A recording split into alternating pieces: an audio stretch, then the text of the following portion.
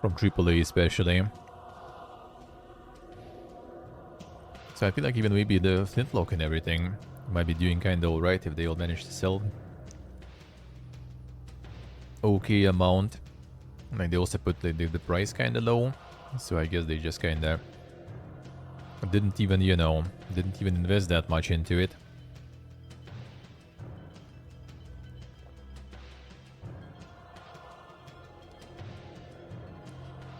But I mean, you never know. You never know.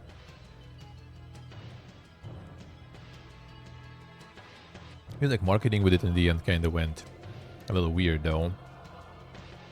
Like I haven't seen some like crazy amount of like sponsor streams and everything like they usually do, and they didn't even extend the keys to be honest that much.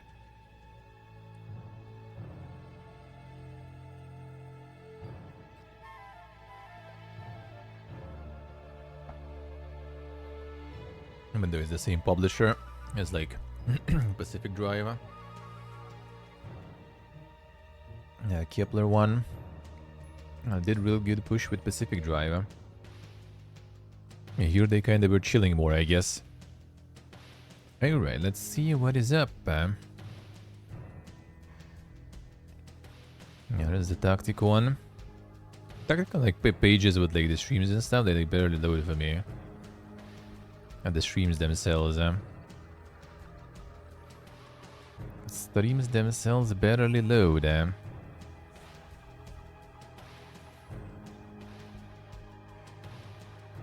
Yeah, already what is already out of these? I already pretty much have. In library, it's just not out yet, so I don't have them. This is all in library. Well, all this, even this. Yeah, Fata Dium upcoming. So not all of them I do have. But close to it, close to it. Heart of the Machine was doing stuff, dude. Yeah, potentially might be very nice. That potentially might be very nice.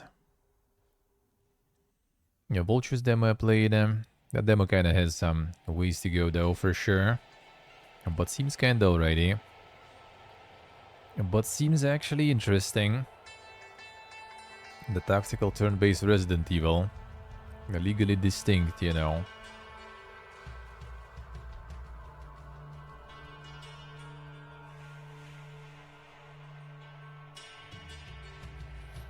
A Menace had a demo, I see.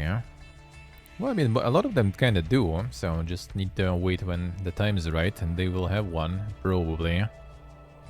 Yeah, Breachway will be Poga, that I'm gonna be playing coming soon. Wasn't it like August? 30th of August, alright. God, late August, man. Oof. Oof. That will be kinda busy, dude. Well, I mean, it's not gonna be competing with those games for audience much, I assume, but like for me though, it will be kinda competing maybe. Even though we'll see what out of the September stuff I will be playing. Or maybe the keys will pass me, you know, without ending in my email, and then I'm just gonna be doing all the backlog and stuff instead. And waiting to get that later. Could be a Blake Yellow. Could be that, we'll see. Yeah, Fire Squid and Hood in the Wars actually organize a Tacticon, and Fire Squid now I am part of their content creator group. Oh, that I am now. Yeah, that I am now.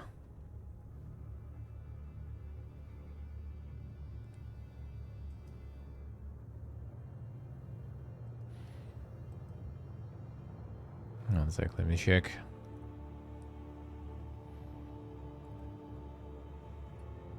I got a little more visibility now at least, but he is still weird, eh? The algorithm, man. The glorious Twitter algorithm there, I guess, in action. Full PP guy. On Elden Ring DLC, no.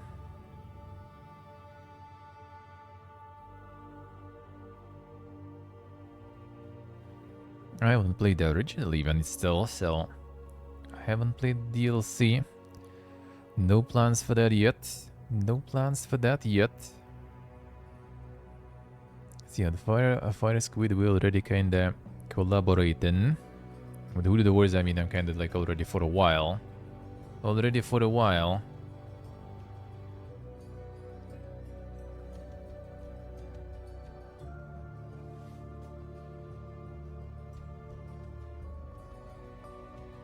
The flushable, I see, I see. No, I kinda like I will. But I still have a bunch of stuff to do anyway before that. Still plenty of stuff until to do that.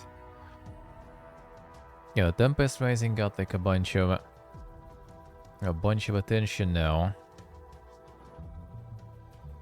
I'm gonna get that Boomer RTS, Mr. Klipaki himself. Cease to USA. Spamming them ballistas. So yeah, I'm gonna check that one out when it's out. A demo. Demo actually available now, the new one. I think I'm gonna wait with that though. Think I'm gonna wait with that right now, like plenty of stuff. Probably will be at like some, what's the name? Some Next Fest or something later, so... We'll get that when the time is right.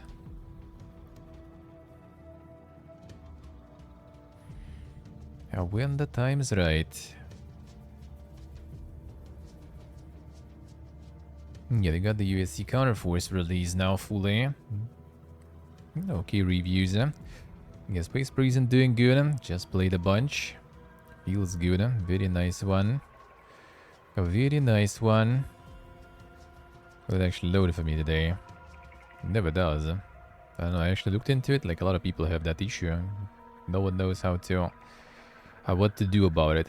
It just keeps like resetting. Like, loading, boom, reset again. No idea the fuck is that. Same in browser. Same on two different PCs. On different connection. Even on phone app. Same shit. Here, guy.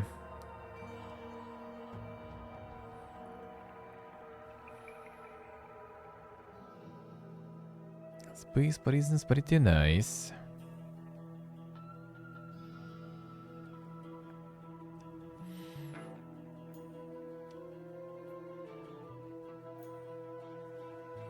Talking to people just had me skipping dialogue, eh? Damn, son. Recruits had no soul. Well, yeah, it ain't exactly about some dink writing and story, though, eh? That's for sure, eh?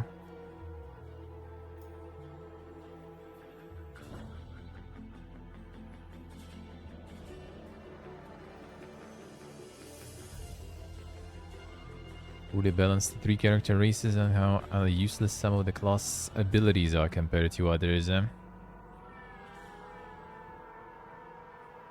I mean, it's not perfect balance, that's for sure, I guess, but like, single player game? I mean, why? Why would you need that? The perfect balance. Very hard. I mean...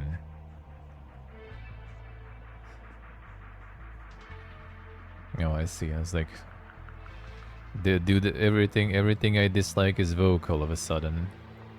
Heavily suspect. Damn, son. What a guy. What a guy.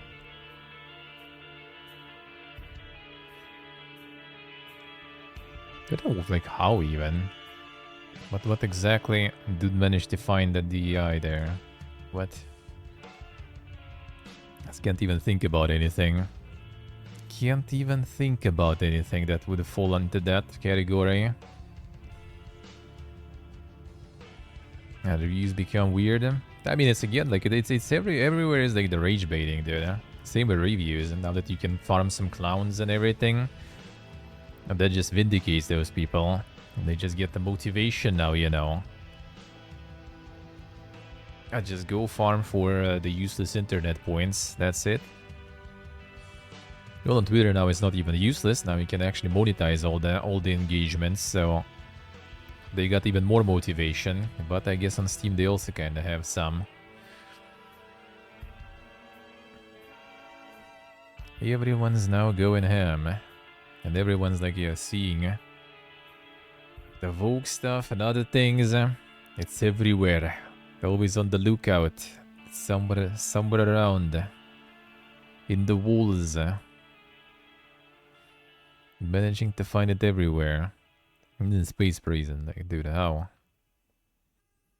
How?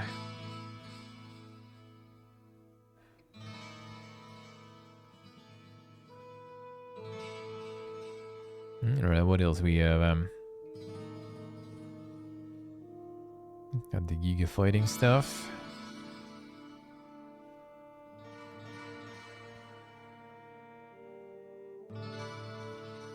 Oh, might be new, might be. Seems like it, seems like it. I'm back from 2003.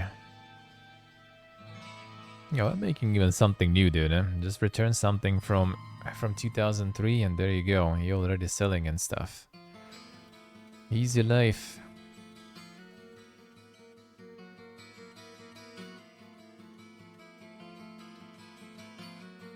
Keep giving us old games, huh? No, there it is, man.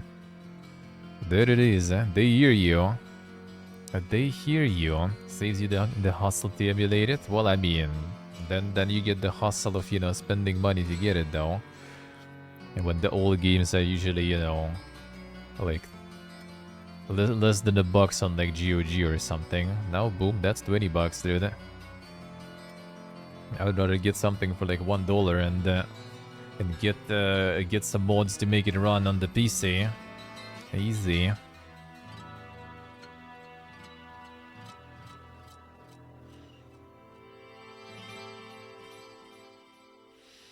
It's supposedly against the lore. Damn, son. Insane.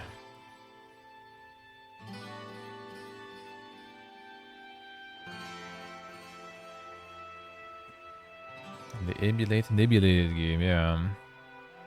Oh, what a twist, what a twist.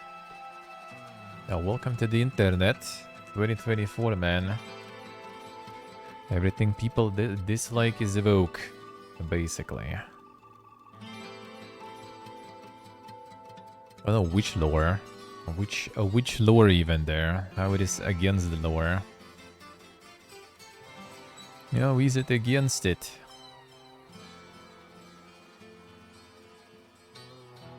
The Twitch lore. No, the Steam community forums lore, I guess. No, that's more prologues there, I guess. A classic.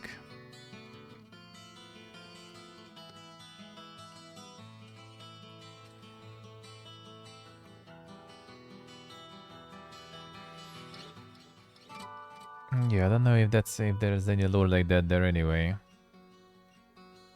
Made by old lore, yeah. Yeah, like people like instantly like they see something like that, they instantly like assume that it's just made for some sort of like, you know, agenda, some purpose or something. Which I mean in some cases maybe that's true also, but like just ignore it already at this point. Who gives a shit? Who gives a shit? As long as the game is good and character is written fine. Who gives a shit? What kind of character is that? Getting you out of like some completely made up sci-fi and other things. Who cares, dude? Huh?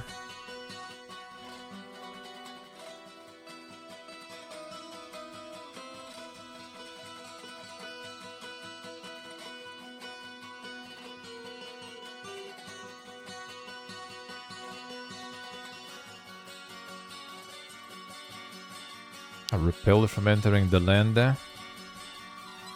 Well, I mean, technically, like, what if we look at it, like, the zone is basically the place where everyone's trying to go in to yoink the artifacts and make a quick buck out of it.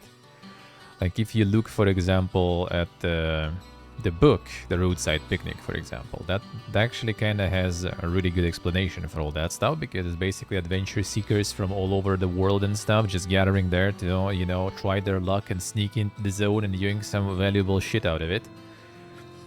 Makes all the sense. Makes all the sense.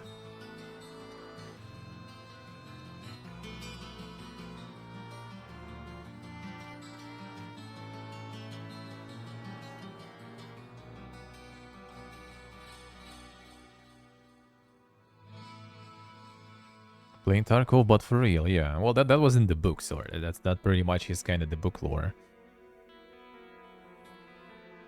Not to mention, in the book, it did like have nothing to do, I think, with the location of the you know, it wasn't Chernobyl or anything. I might be wrong, but if I remember correct, actually, like it was also kind of like English names of the characters in the book, if I remember correct.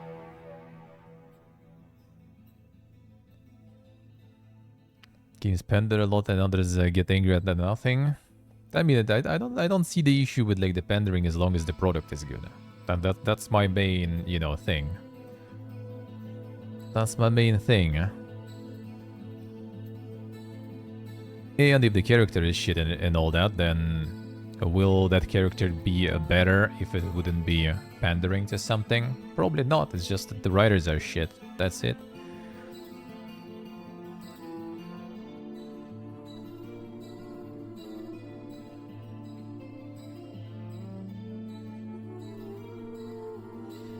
Leads to bad writing. I think it's basically kind of like, you know, the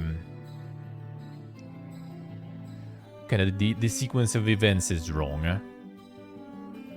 I think the bad writing would be there even if there will be like a different character completely.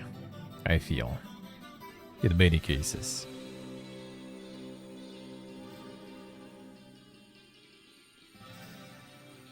It's just bad writing.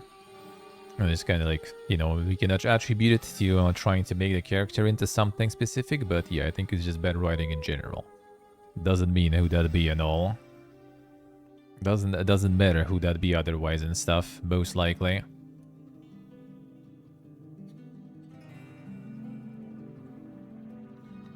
Yeah, just bad writing pretty much. No matter what, I think. You can make the character into anything you want. The writing is bad, it's gonna be bad, huh? That's it.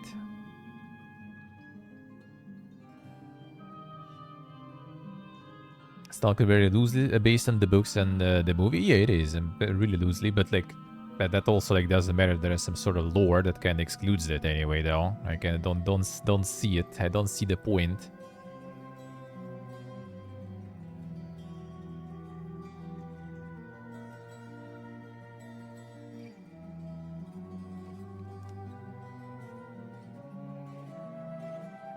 Yeah, the fence sitting not allowed, man. The fence sitting not allowed. Everyone wants you to join the camp. If you don't join, that's bad. That's worse than if even you get on the opposed one. Then you get shit on by both camps.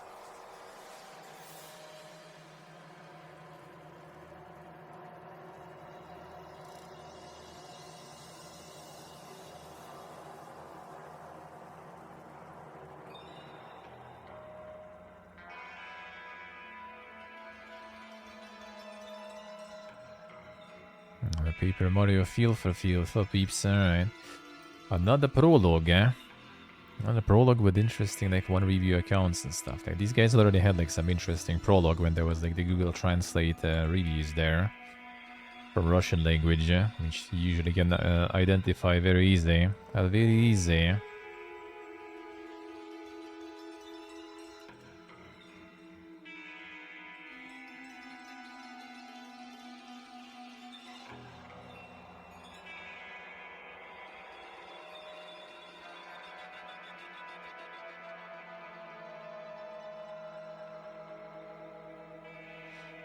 What happened to the remake?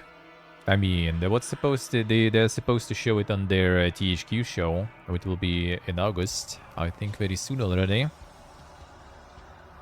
I think it was before the Gamescom opening night live. I think. I don't remember the exact date. But soon. This prologue I think we saw. And I already like lost with these. A retail company simulator. There was clothing store simulator. There was something else. No, this one seems new. Actually, maybe it was an upcoming. Another one. Playable at Gamescom. I see. I see.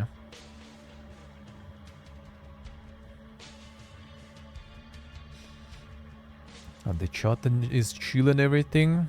I mean, yeah. Just do be like that. Don't need to start some shit.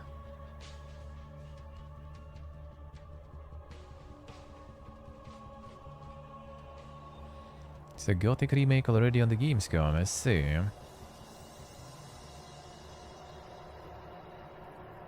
Yeah, Konitsugami is actually getting some good reviews, huh?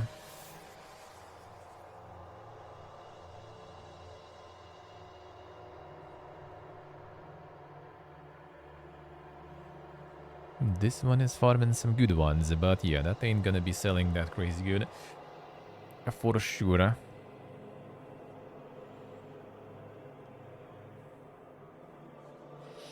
Game lies about what it is, damn son.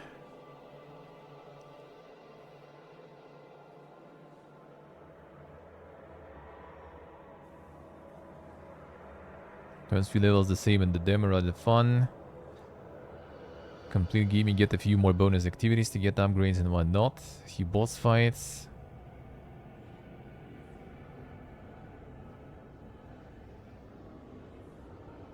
New mechanic in the fight. Alright, I see. That's kind of like a lot of molding. Yeah, a lot of molding with good there. I see already. Okay.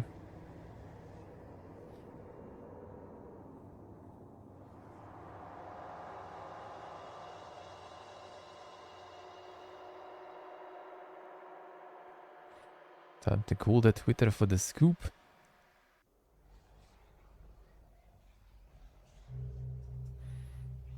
Oh yeah, you can get someone on that for sure. Actually, this probably not gonna be interesting for them because game is not mainstream. The studio is dead already, so like they can't really, you know, get the re-go in. They can't get the outrage. Can't cancel someone with that anyway, so no point. It's useless. It's useless.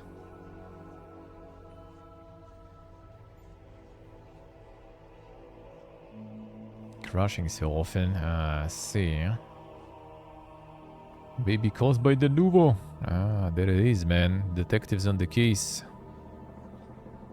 Detectives on the case. Yeah, the Nuvo anti-tamper. There it is. There it is. Yeah,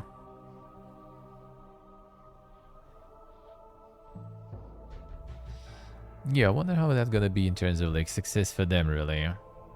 Doing something actually new and experimental. I'd still be trying to sell it with the dink price. It's also on Game Pass though. And I would say that actually maybe going better than Flintlock. 300 reviews for this price. How is the Flintlock going? Flintlock somehow is not even in the new and trending there. Somehow not even there. Konitsugami is interesting. It's just like, yeah, it's kind of like tower defense in a way and everything. So it's a very dink one.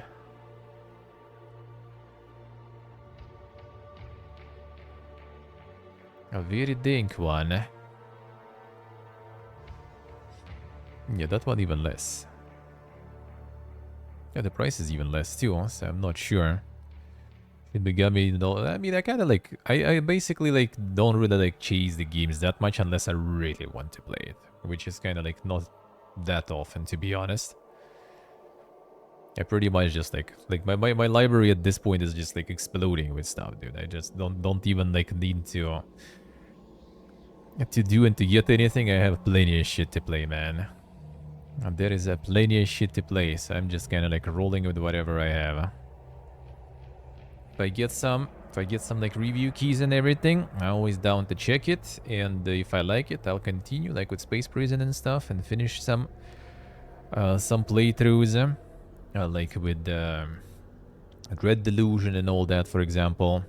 or System Shock. Like, that's nice. I like that. But yeah, not really going out of my way too much. There will be like some season when there is no games. But lately that season never comes, dude. Lately that season never happens. Until summer will be kind of like that, yeah. Yeah, sure, bro. Nope. There's like August coming that is supposed to be kind of chill, but I have my doubts about that already. I have my doubts about that. It is never chill, man. There's always stuff to play.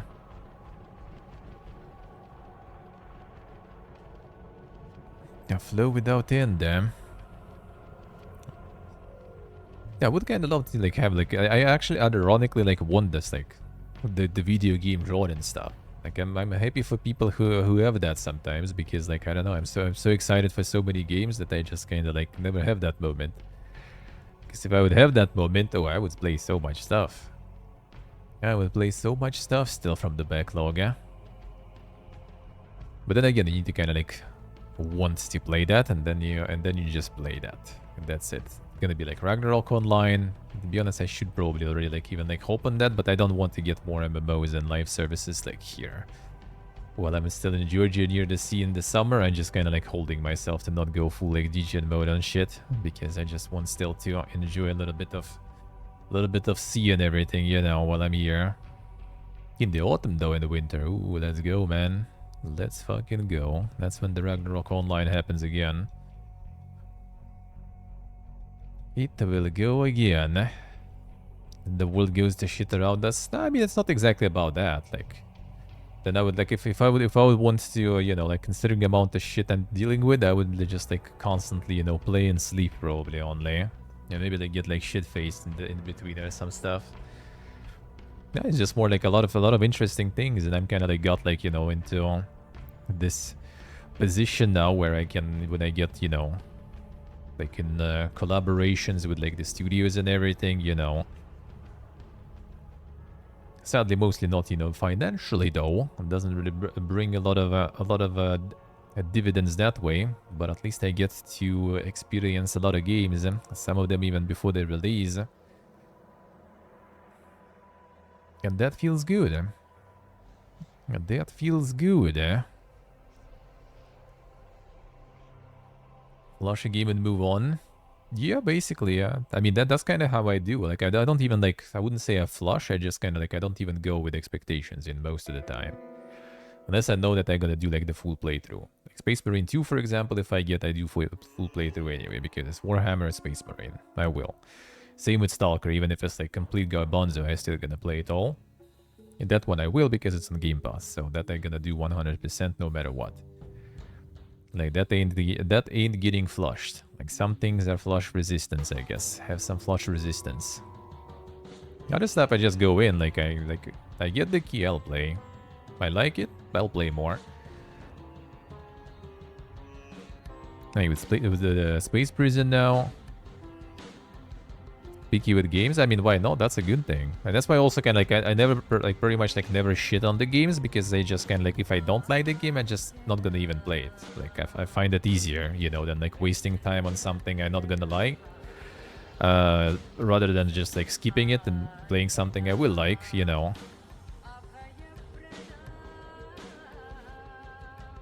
But that's the thing, that's the thing. Silton, I see. No, that's a different thing. That's also kind of maybe not too bad. It's nice to have like more specific tastes. I just kind of like, in general, like nowadays I kind of even like games even more than before. Like before I was more picky with stuff too. And nowadays when I kind of got an opportunity, right, to work with like the different, like in general kind of like got more into like the industry doings and happenings, got into like, you know, like got more in contact with like developers and everything, and just kind of like, I want to play more, man. Like, and some games that I wouldn't touch at all, that I'm kind of like, you know, played or planning to play. Like the Operator, for example, wouldn't be something that I would normally kind of play. Now I'm probably gonna just do the full playthrough of that one. The best example for me always is the Betrayal at Club Low. Like, that's something I would, like, never think I will ever play. Then I played it, that was amazing. And dude, I still think it's a really, really good game. A really cool concept, too. And then you kind of also, like, start like, it kind of gets interesting also, I guess, like, from scientific perspective, let's put it that way. Like, you're just kind of interested to see, you know, how some of the game design and some, like, ideas work. Like, the elation for the Wonderbox 2000, right? Demo that I played, the Weighted Ink one with claymation and stuff. Like, I'm looking forward to that stuff. I hope I'll get that. It's like the absolute Weighted Ink game. But, like, that's interesting. That part of, like, Twitter and internet also with those Weighted Ink games is kind of cool too, I would say.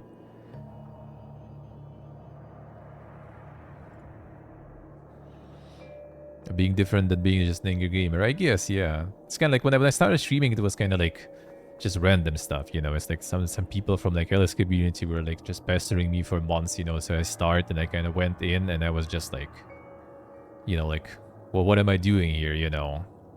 What exactly I'm gonna be, like, streaming and doing? And then now, you know, like, over 6 years already down the line, it kind of, like, all went into, like, this, I don't know, like, with having all these, like, contacts with the devs and publishers, that actually kind of, you know, like, living the dream that I had as a kid. Maybe I'm not developing the games yet. Hopefully, I'll get to that. But at least, you know, I kind of like doing something with them. I'm working with them in the close proximity, you know. And getting to cooperate and collaborate with developers and publishers. And getting to talk about that with people too. That feels good. That feels good. That just, like, took the, like, added some direction, you know.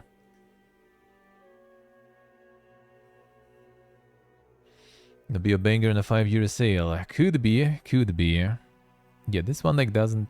Well, I mean, it's not bad, though, considering the price also, like, the lower price. That's not bad. And that's not bad. I have fun with the game. Nice disclaimer. Cannot recommend. Audio not balanced out. Core systems, potential, movement, fighting, all skill system. There are quite few things are fun to play. It just feels not finished. I see. Yeah, no polish there. Execution.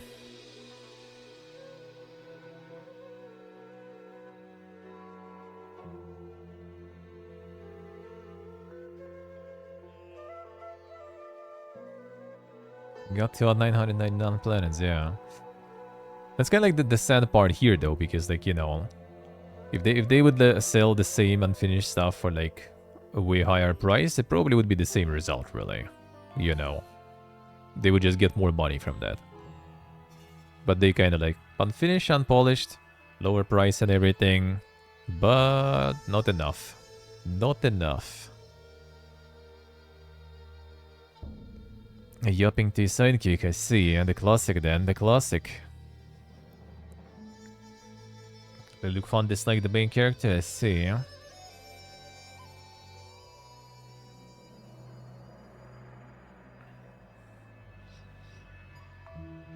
Well, now that kind of just gives you the direction, you know. It's nice to have that stuff going for stream. So you're really excited to try all this stuff. And then, yeah, hopefully to get into developing this stuff more. We'll get there, we'll get there. Commenting even on movement abilities. That's also, like, one of those things. Like, a lot of games, like, it that way is also kind of interesting to, you know, like, when you play a lot of stuff and you kind of, like, start to kind of get some sort of a, like, common, you know, common methods, I guess, and tricks that they trying to do it. Yeah, it's kind of like the same stuff everywhere. It's like, I think it's literally just, like, a lot of devs, they're just afraid of, like, you know, like, having nothing happening in their game. Like, it's I don't know where it's from. Is it like, which kind of insane research was that prompted everyone to think that way? That, like, Zoomers, you know, don't have, like, attention span because of the TikTok or something?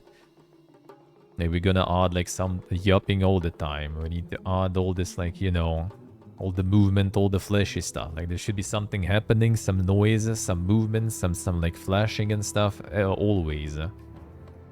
There is a moment of like silence, then Zoomer's already like uninstalling, you know, they swiping your game, I guess, or something. Yeah, that's the thing. Like, I don't think that's true. Like, it's again kind of like they took some sort of like stereotype and they just like made a whole, you know, kind of like a rule out of it. But like, I mean, now I have like the really good example is the Zenless Zone Zero again, right? When like out of like 6 hours, you have like 5 hours of yapping basically and cutscenes. And the cutscenes not of, you know, like the Pogi Wogi anime style with like some epic fights and stuff, but more, you know, just like the cutscenes where like the characters stand idly and they're just talking. And people love that shit. And people love that shit. They don't care that there is nothing happening, there's no gameplay, they still play that. The visual novel sections, yeah. Like, they still don't mind it. And it's even free and everything too, right? Like, imagine, like, it's free to play. Like, you don't even need to play that. You know, you didn't buy it, so you know you play it now. It's just kind of like... You could play any other free-to-play live service, but they still play that shit, even though it's all the yapping and stuff. Yeah, it gets excessive there, and it really does. Like, I mean, I like RPGs and everything, right? Like, I play a lot of RPGs and shit, but like, that was too much. And even if the story would be kind of like, I mean, it's kind of like whatever, I guess. Like, it's not bad, it's not good, it's there. At least like the part I played through, right? Like, but even if it would be good, I still would be, you know, like, kind of like not impressed because there's just the concentration of gameplay is just too low even for me. But still, people play it, people like it. They don't mind that there are long moments when you don't do shit. Even though I guess there is plenty of yapping though, that's for sure. But not all of it translated, not all of it voice acted. Some of it you still kind of read through. So it's the worst one, you know, there's reading also on top of that and no gameplay and people still playing that shit. So maybe they're like, you know, data and statistics and whatever they have on how the Zoomers consume the game. Maybe it's all kind of not completely right, you know. Maybe you can actually make companions that are not yapping non-stop. Oh yeah, you see like the trailer with some content creators, you skip already, yeah? Yeah, co-op survival horror for 1 to 4 players. Alright. Yep.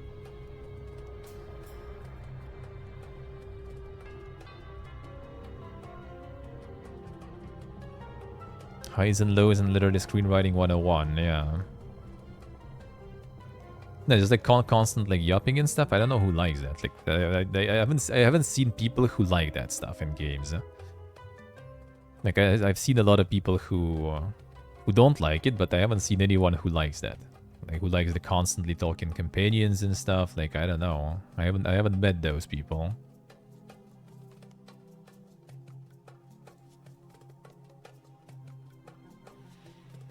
Oh, yeah, that's the Hinterberg one, I see. Wait, this one was out only now? Huh. Oh, there was a demo, I guess, before. Because like, I remember seeing it not long ago already a bunch, I guess.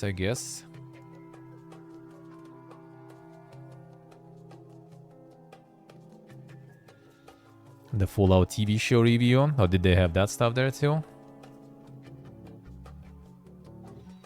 Like in movies, you kind of don't really... Like, movie in general, you just like sit and consume, right? Like, you kind of like just watch. It doesn't really matter there too much.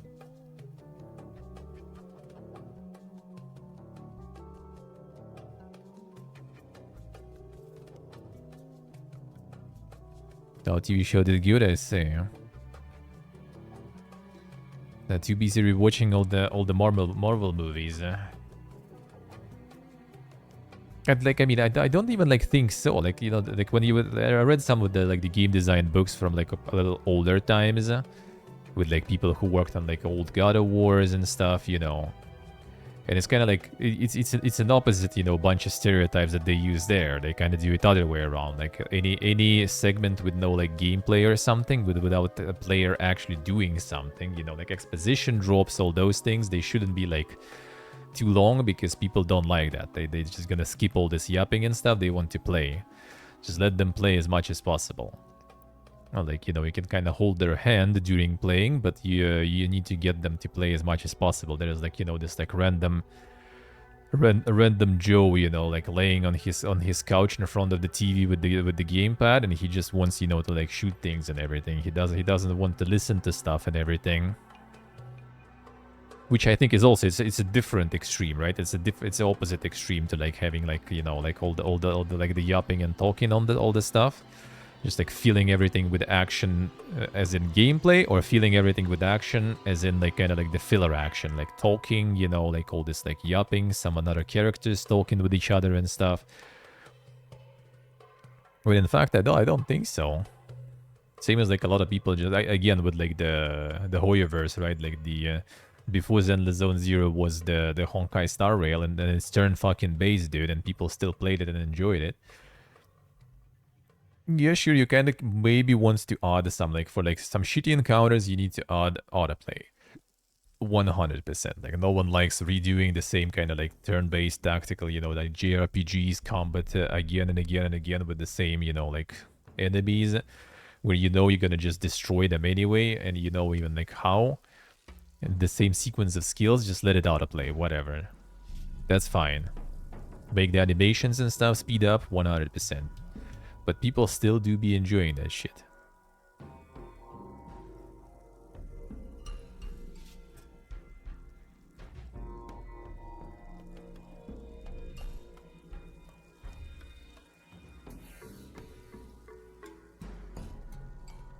I've been a gacha addict. I see, I see.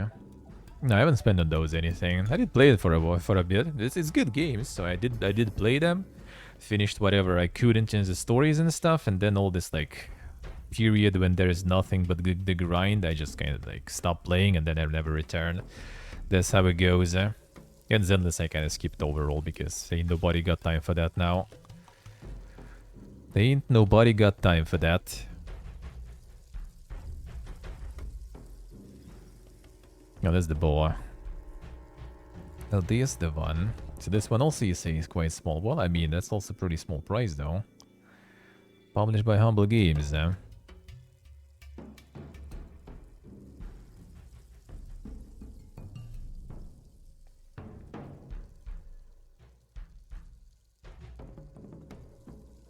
making some red character designs. Well, I mean, yeah, that's the thing. Also, like they do sell the character actually, and the story might be kind of meh, but yeah, the designs and the character personal like stories and stuff, they know how to do that. That's why all this like yapping and everything, I guess, kind of go okay with people because the accent is right. And they be selling that. They be selling you that. Or they be selling you chance to get that, I guess. Let's put it that way.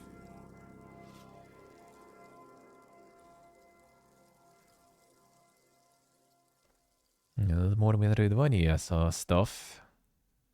Cloud save support is 2024. Oh, damn, son.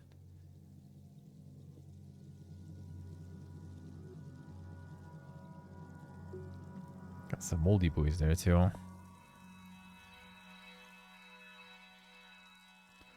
Full of necessary annoyance.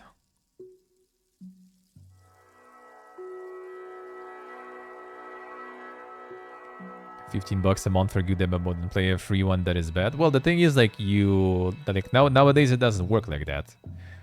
You get the free one that is bad, but you still pay $15 for that. That's basically how it goes. At the times when you just like pay plain conscription to the MMO. I mean, in some games, I guess that kind of works though. You just pay like full sub and then you pay nothing else on top of that. That like almost never happens, I think. There may be like some of the boomer MMOs that are still running with that business model. But I think everyone already, like, look at World of Warcraft, for example. You're gonna pay, you know, subscription. You're gonna like buy all the skins and mounts and everything. You're gonna buy the new Epic Edition or whatever with like 5 days early access to that shit too on top of that for the next expansion, right? Like they already not doing like the double dipping in monetization. They do like triple, quadruple dipping at this point. So that sadly doesn't work.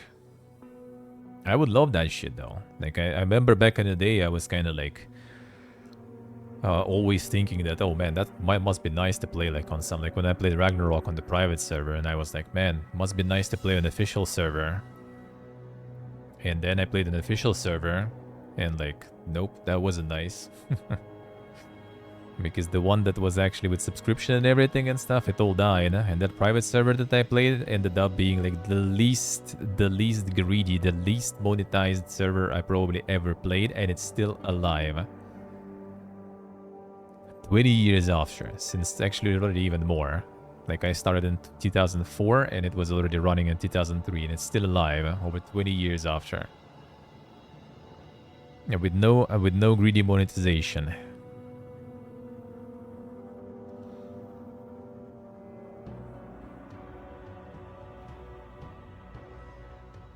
MTX, what is the short version? Wait, what do you mean, Ryan? Microtransactions?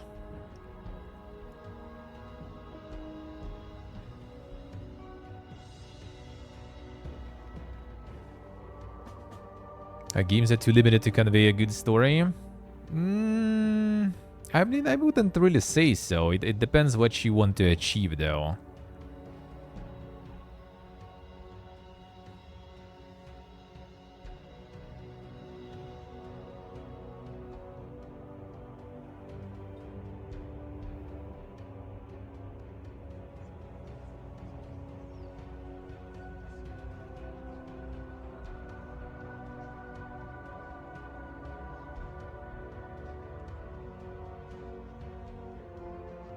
A metric ton of custom content, yeah. A binary morality system being the peak of interactivity. Well, I mean, it depends what we're talking about. What else is interactive enough then? Because like any other medium is even less interactive though. You just get directly, you know, like the story, you know, like just like beamed into your brain through text or through visuals. That's it. Everything else is up to your imagination and stuff, which is the same as in games, but games have a little more food for that imagination of yours and everything.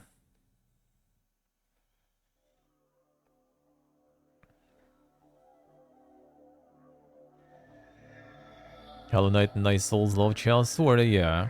It does give like this Nine Souls vibe for sure, 100%.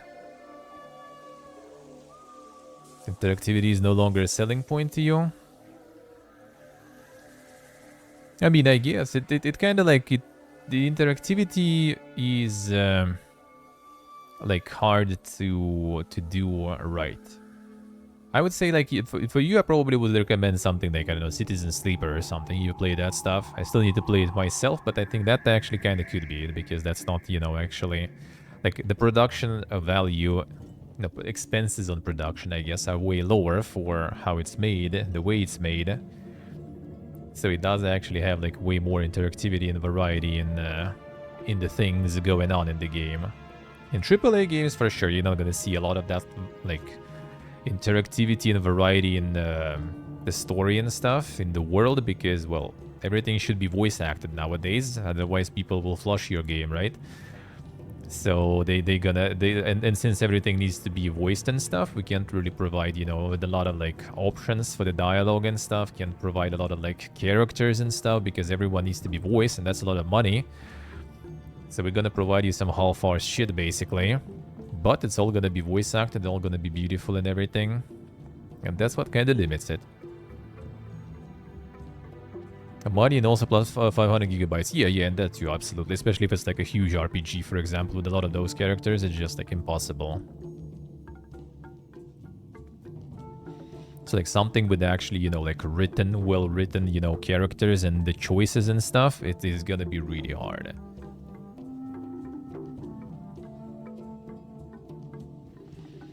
It's gonna be really hard. It's possible, but it's gonna be really hard. The books are just better? I don't know. I don't know. It depends. Books are kind of better by, you know, like the... How is it? Like by a mission or something. Because you kind of like... They show you less and stuff. So if your imagination is like developed, you get like better picture in your head. That's why like older Fallouts, for example, I also enjoy way more. Because that perspective kind of gave you like less in-depth look into it, so you could, your brain was just kind of building the rest on its own, like the visuals and stuff, right? Then you see all that in 3D and actually, you know, how it is in scale almost pretty much, and it all looks kind of like meh, because you already like had a different picture in your head that was way more impressive. So that way books could be kind of better if you have a decent imagination and stuff. Yeah, Lydia Mello, how you doing? And I think games still can hit that also pretty good. Huh? It's just they kind of can like maybe limit your imagination a bit by providing you the visuals how, you know, like the author sees that instead of how you want to see it. But still, it depends.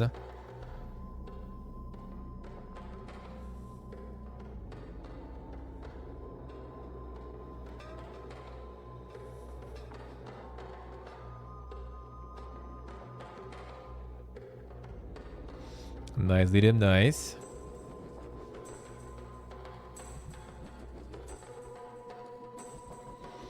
Story was paper thin if you condense it. I mean, sorta, yeah.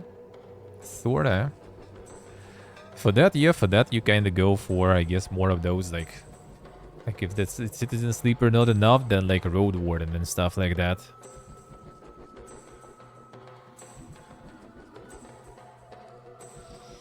The gameplay that acts more as a pass into rather than adding anything? I don't really think so. I don't really think so. I think the gameplay was kinda actually good in that sense. Like even like some of the little, you know, like side missions that were kinda like completely useless, they still add a little more to the world building and to the immersion in the game. The gameplay just kinda like it gets you through like the things the author wants you to see. It's kind of the same, like you could just go interactive book or visual novel and then you don't have the gameplay, you just literally get the stuff to read and stuff. For someone it's fine, or like walk-in sim, right? You just like walk and just get the exposition and stuff dumped on you, just like look at different things happening and stuff, and there is no actual gameplay. I mean, to each their own, some people like that. I do like when there is also a little bit for like, you know, like break for your brain also, when you're not just kind of like reading and just absorbing information, you also kind of like need to do something.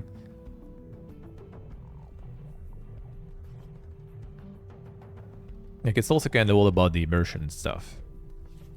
Like games for me work better that way. Because I can feel it better. The immersion and everything.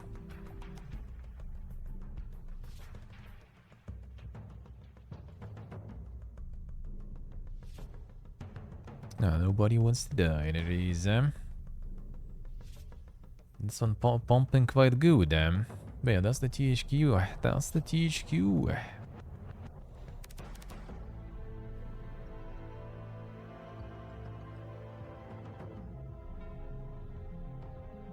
Like, same as you can, like, say, for example, like, the modern Fallouts are, like, Garbo and everything. And, like, I mean, I'm a fan of the old ones, 100%. But they still have this, like, kind of, like... It's more of the feel of you being there. It's just the feel of you kind of partaking into that. It's like, if you can immerse yourself into it, even Starfield, dude. Like, it's a trash game, eh? Like, the story and everything is absolute Garbo there and everything. But it's kind of just nice to just live there, basically. It's just nice living there. Pacific Drive, actually, like, speaking of, like, in the recommendations there, also really good shit. Also really good shit. And it's also kind of, you know, it's just the art. It's just the art. Like, you differ, like, taking, like, you know, like some drawing, for example. Like, dude drew a mountain. Alright, probably, like, we're, like, in the history, there were, like, thousands, hundreds of thousands, if not millions of people who drew a fucking mountain. But some specific fucking people that drew mountains in a very specific way, those are, you know, like, in some galleries and everything. And that's all also kind of about here, like, you know, how they did that. maybe the story is already like secondary. Sure, maybe it's not even like the perfect story and stuff. Sure, but how they did it. Like Pacific Drive in that sense, for example, is amazing. Pacific Drive is amazing in that sense. Soma is also like... Soma is like a really garbage gameplay, especially down the line later. But the story and everything and how it kind of like all the exposition through the game, really good stuff. Really good stuff.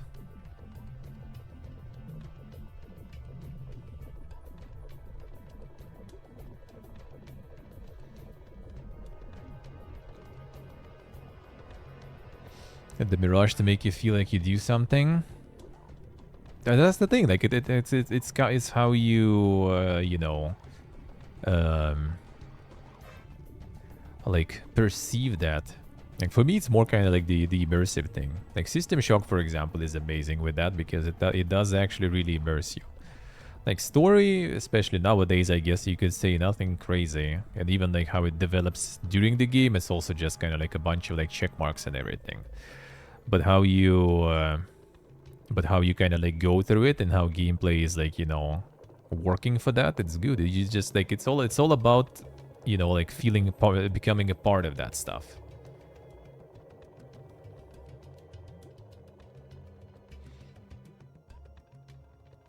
Like, can you immerse yourself into it? Because if you can, that works really good. If you can't, then like none of the Giga story will actually do. And then even if I would be like just reading the stories, then I probably still would just read something like, yeah, like Road Warden or something, and just like read some, you know, interactive stories still. That'll be interesting. Story and setting in games? Yeah, for sure. For sure, for sure.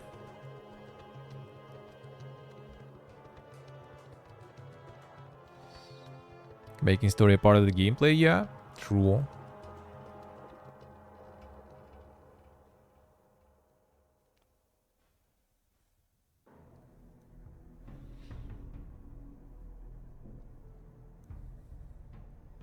And this one actually does really look good. I'll see, maybe I'll at some point will get to it. The problem is, yeah, like these guys want you to pretty much produce only the short form content for this game.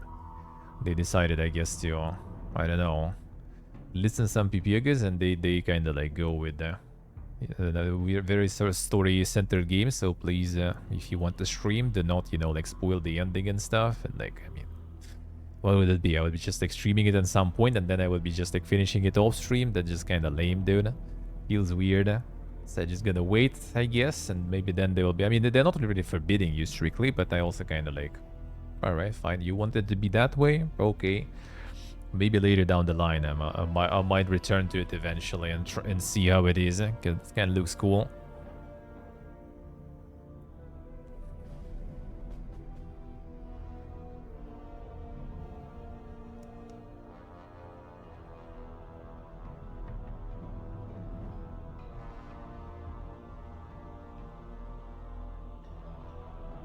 Fiddle with the frame and the frame reacts. Can you mean like kind of some sort of like the emergent gameplay stuff and everything? I mean, there's decent amount of that. It's just like different levels of that, though, of course.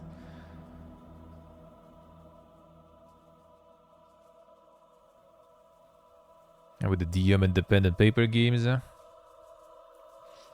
Well, that's then the kind of the problem then, I guess. Like you kind of maybe like just don't feel like there is enough, you know, proper reactions to your actions in the game.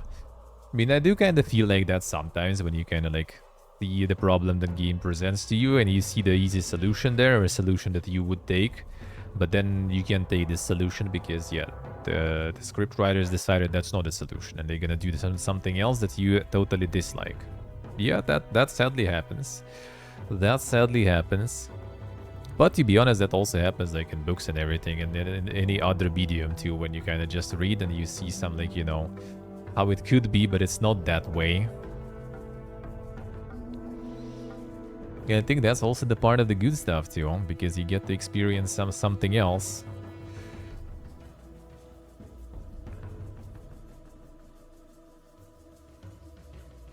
One or two options to take. I don't think it's even like because they are safe. It's because they are saving stuff. Like they're not safe. They are saving money basically. Let's put it that way. They're not saving like themselves or something. They're saving money because everything they try to get fully voice acted and stuff. And you know, every dialogue option is basically like gonna be like every dialogue option, right? Like every option, especially if the main character is voice acted, right? Like every dialogue is basically like a few lines of the main character and a few lines of the character that is answering, and that basically amounts to kind of like one interaction with NPC, a random one, is gonna be already like $5-10, depends. And then imagine when it's like, you know, like thousands already and everything. Hundreds, thousands and hundreds of thousands. They're not gonna go for that. And I mean, I assume also for the main character, they're gonna request a lot of money for that too. You can't just get some like random hobo to answer that. Yeah, you basically like get some like side quests voice acted, and then no one's gonna fucking play them. And that's just kind of like all those money. For the corporate guys, it's all the money just down the drain.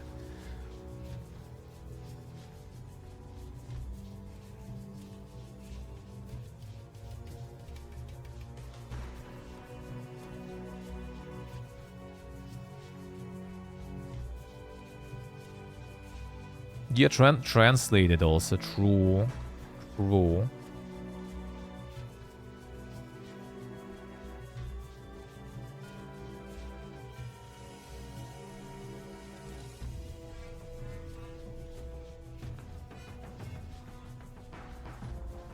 Yeah, read the story games for settings. Well, see, at least the setting is good. That's the beauty of games. You just get to be a part of that setting.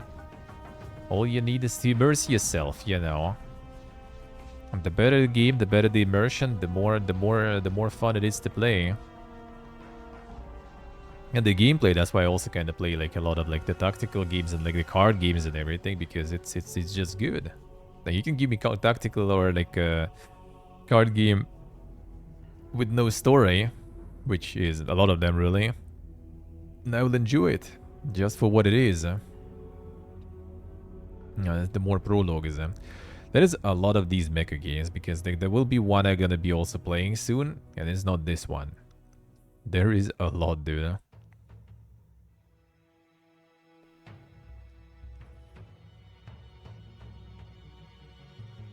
AI generated, yeah, like all the AI generated stuff, it's you can't even like make that. Yeah, you need to generate AI voices, like and maybe even like the text of the game, like right there, right at the moment.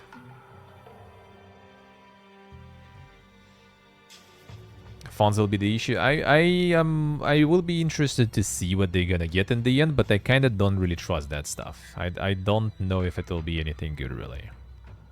I feel it might be still kind of early for that shit. Like, I mean, there is, for example, again, right? There is Shadows of Doubt, let's say, which actually can recommend a really nice game that would be actually like up your valley, I guess, with with a lot of things that are kind of procedurally generated always. Like there's no scripted story or something that are going on. It's cool. It is a really cool game. I played a bunch of it, but like after some point, I just wanted them to have at least kind of like some sort of main storyline that will be directed by, you know, humans, you know, like some proper storyline at least, with different like twists and everything. Because all this procedural generation leads to like you basically like kind of learn. You become, you know, the AI yourself. You just pretty much like learn from what the AI throws at you, and you just kind of like know what AI is gonna be throwing. You just counter AIing it. And it just becomes way less fun because you already know what's gonna happen and how you're gonna solve that crime and everything. And it's most of the time you just find the ways to kind of win, basically. Pretty much any case there.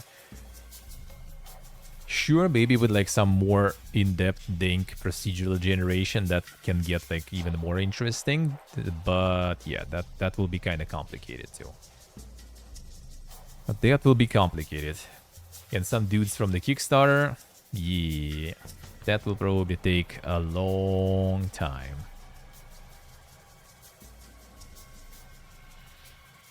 That will take a long time. And then again, I also kind of afraid of that in a way, because it's just gonna be like, at some point it's probably gonna end up being like some sort of like, kind of like the life simulation in a way. Like that's what kind of is cool about some of those, like the handwritten ones, right? Is that there might be some like dang shit going on. Like take Pacific Drive for example. Like this is not something you are like the some sort of like a weird stalker, but you are a car, you know. Well, you're driving a car still. You can go out of the car and everything, but still. Will be spectacular crop for a while. Yep. They will. And I don't know, like, if we, like, any company with, like, the budget probably to make, you know, actually, like, this, like, endless RPG go in, like, is the huge AAA Corp guys. What the huge AAA Corp guys gonna do, first things first, what are gonna be their priority is gonna be to make fucking money out of you. How are they making money if they are making the game that is, like, endless, basically? They're not making it that way by releasing the game, so they're gonna be like, it's not gonna be about trying to make this, like, you know, generation of the stories perfect. It's gonna be first things first. It's gonna be how to milk you the best through that game.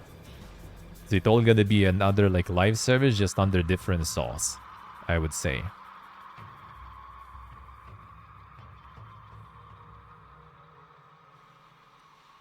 Yeah, but Bethesda stuff still does have a lot of nice immersion gameplay. Dragon's Dogma has really good immersion gameplay stuff that you just kind of, you know, you're just running from point A to point B, and there's gonna be shit going on that you didn't expect that will happen, like, with a really high probability.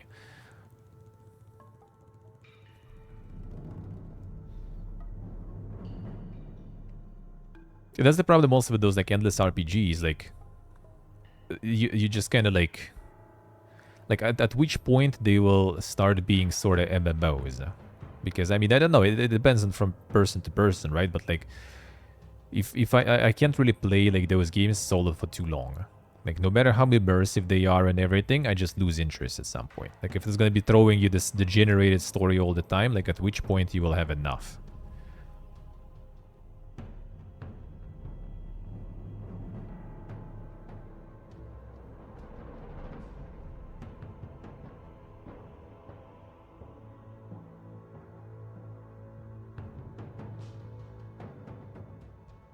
See what I say.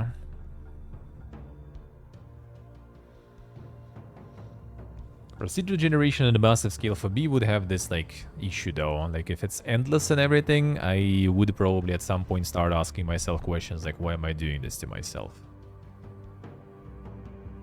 That's already the problem with, like, the live service games, for example, right? Like I would rather just, like, get, like, instead of one massive procedurally generated endless, you know, like, RPG or something, I would just rather, like, play, like, you know, 10 other different RPGs in different settings with different stories told through them and that stuff and different gameplay.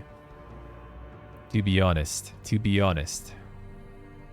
Because you also need to take into account how gameplay will work in those, like, procedurally generated ones, because I'm pretty sure it's gonna be dog shit. In many cases, and gonna be probably dog shit. Like, not something that will last you that long enough to enjoy all those procedurally generated endless, you know, stories and stuff. I feel.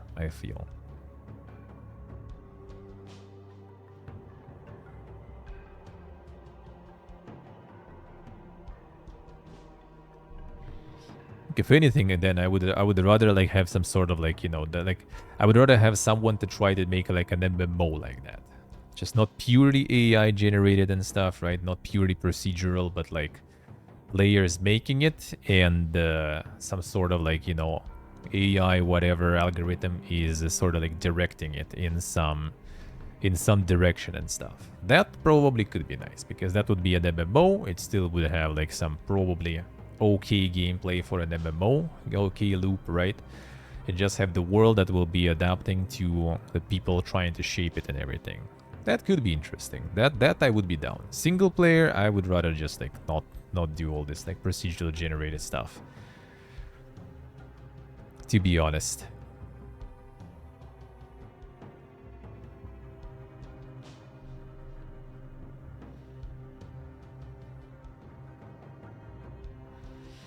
Roguelikes procedurally generated, true, but in roguelikes you just get basically like the backdrop procedurally generated. Like if it's like, you know, you don't care what's behind me, for example, on the camera, right? It's just kind of like the background. It's like for one day people are like, oh damn, you moved and stuff, right? Then I move another 6 months and people will also be like, oh, you moved and stuff, and then no one even like notices that anymore. That's how it goes in most of the roguelikes nowadays. It's just like it's just like some visual in the background just kind of changing.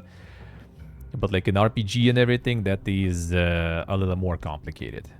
Like even in the procedural generation and some roguelikes, it's kind of like still has some like manual guiding there because you kind of like can't really do fully procedural generated there.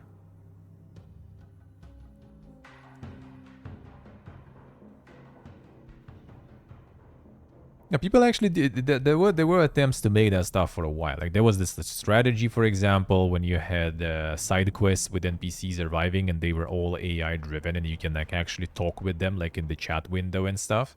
I think they just like scrapped that later in the end because that was kind of like garbo.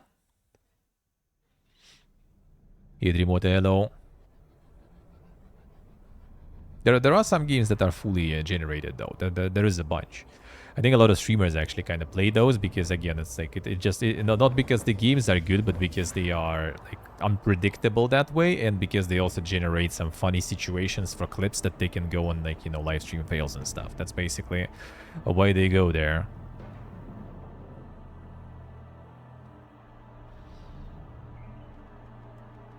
Yes, but if it will be like Radiant AI, then fuck no, I don't want that shit. And that kind of procedural generation is trash.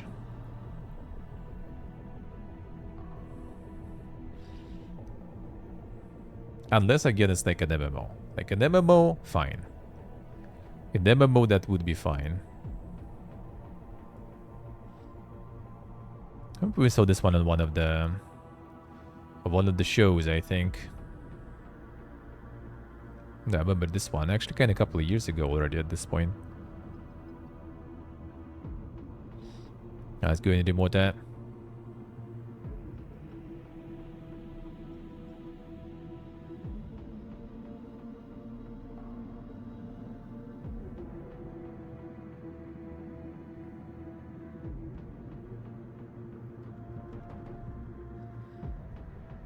Let's see what I say. 2021. They did it before it was cool. Before it was cool.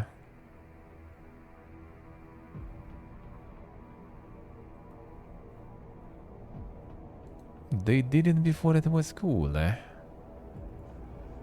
is it another open world survival? Cooperative zombie survival game. Damn, son. Rogue Games SA. That's another Playway subsidiary, I assume, I guess.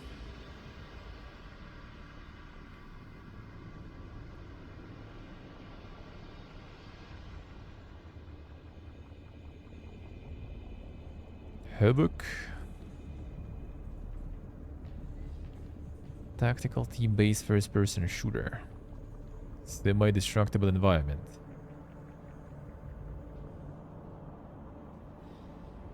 And the programmer art. Nice window, nice. There it is, there it is. Nice, Rev, nice. What a game.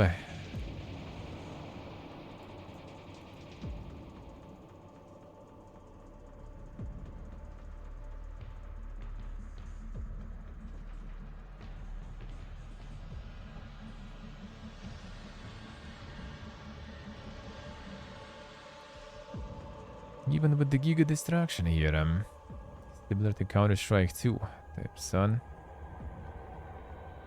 All the skins and everything too, I see. Online PvP and app purchases. Ah, that explains it. That explains it. 3D PvP-ness, yeah. Free to play. There it is.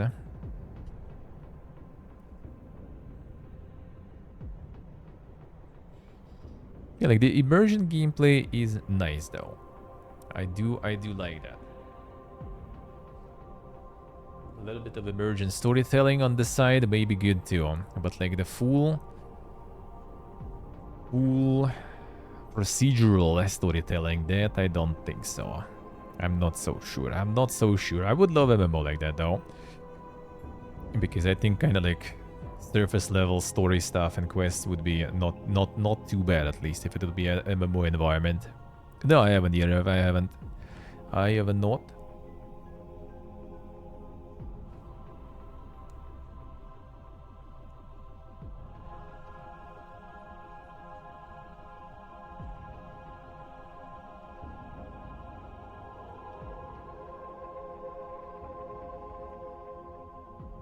Veritus.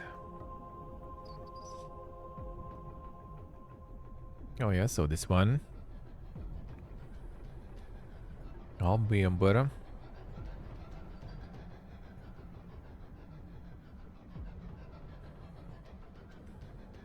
I want more stuff like Skull, dude. I want more stuff like Skull. That kind of was hoping this will be something like that, but not. That's some more actiony stuff there. I want the actual Skull RPG stuff. That would be nice. That would be nice.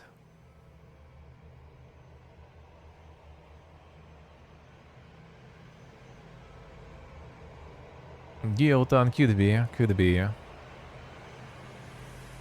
Yeah, I just don't know how how good that can get in terms of writing that procedural story. And even if it does, then like, do you really like when are you done then? You know, when are you done? Like having the full run, full story. You finished. You over with it. You uninstall and go for another one. It's kind of good. The endless gaming will already have plenty enough nowadays. I feel. There is already a lot of it. I would rather have something with the finale, with the finish, and with the start. The thought experiment simulator. Buy one game, never buy another game. Yeah, and that's the thing. Like no one's gonna do that. Only like some indie companies could do that, but indie companies don't have enough budget to do it on a good level. And AAA companies, they never gonna go for that, man. How they gonna monetize you then?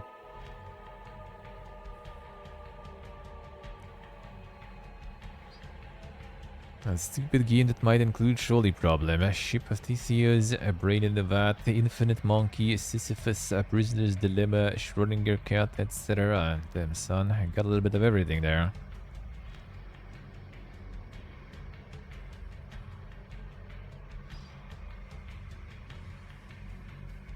Start, mid, and finish, yeah. Hey, Corsad. Pineapple pizza. They haven't heard about the banana one yet. They don't know about the banana yet.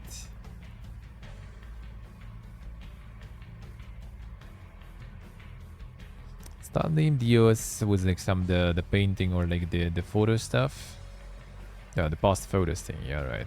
Remember. Remember.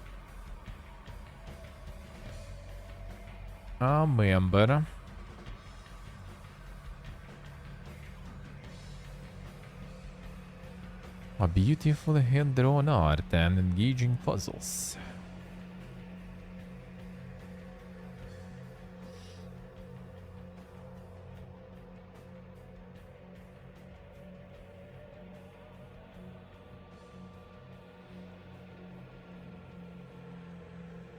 Like, if anything is gonna be another, like, live service stuff.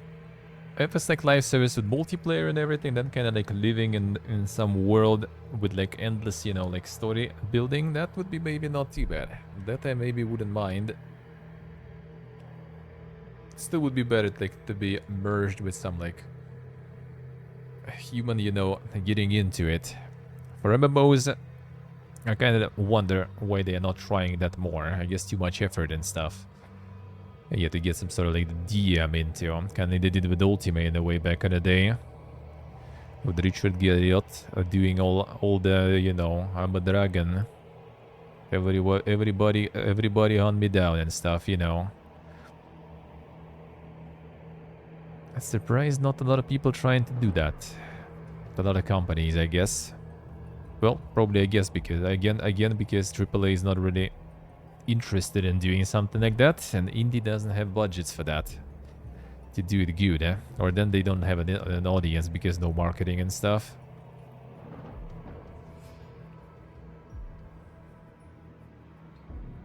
A virtual pet game. Then to-do lists and stuff. That's the new meta, man. That's already like second, I think, or the third one I see. Or we see even here. The insane productivity shit. Get the to-do lists and timers and it's actually kind of nice because like a lot of all those like apps that do that stuff, they are like either like way too like overcomplicated or they're already like too expensive to get that, have all this like freemium shit going. Then just like buy a game and that has all you need there. Done.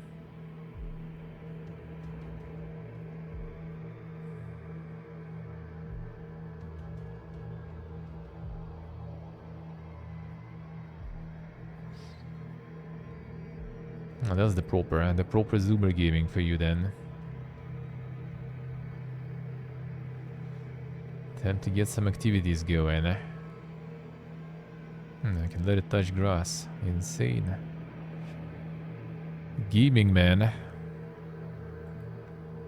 But to be honest, like nice app like that would be good. Don't need the gamification part, but the nice app would be good. Not gonna lie. Oh, that was also announced a while ago. Maybe there was like this like trailer or the screenshot with like the bicycle or something there. That already was a while ago. Yeah, there's like a lot of bicycles in this one in general. Color of the city to explore. You also get the meta nowadays to make these games. They pretty much all do really well.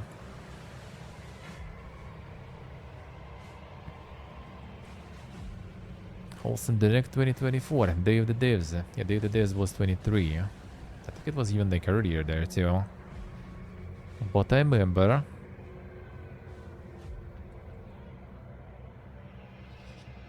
I remember that one. Alright, any hidden gems? Wait a second, how's this going? How's this going? Mostly positive, Yeah, I guess the decision to switch to free-to-play actually did them good in the end. Content creator event streamer quest now open. Boog. It's time. And the Twitch drops and stuff too. 50 million gold up for grubs. Boog.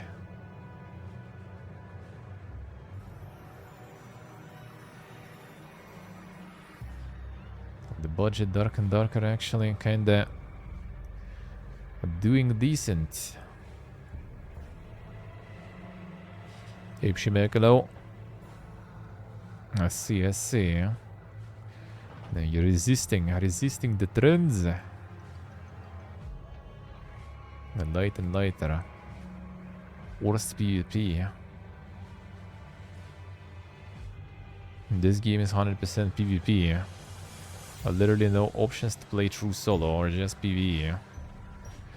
Every game mode has other players that benefit from killing you. People expect that to be PvE, but a waste of time if you hate PvP.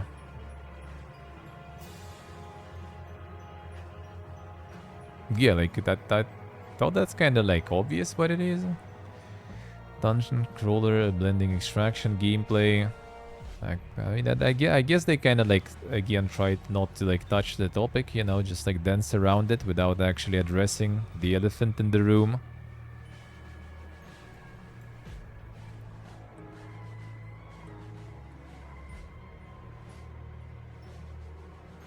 Yeah, because it doesn't really say, to be honest. If you look through it, that doesn't really say that, you know, you can if you know and you understand, right? That like, you know, in the extraction, you kind of probably gonna have PvP.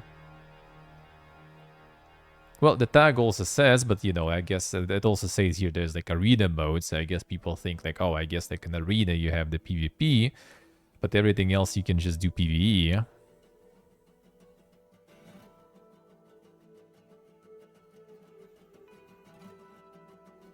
No siege mode, I see.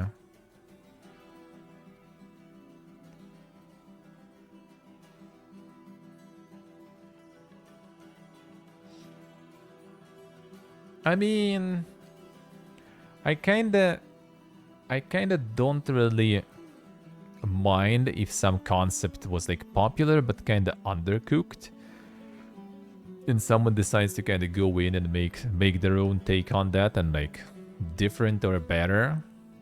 I kinda don't mind. I kinda don't mind.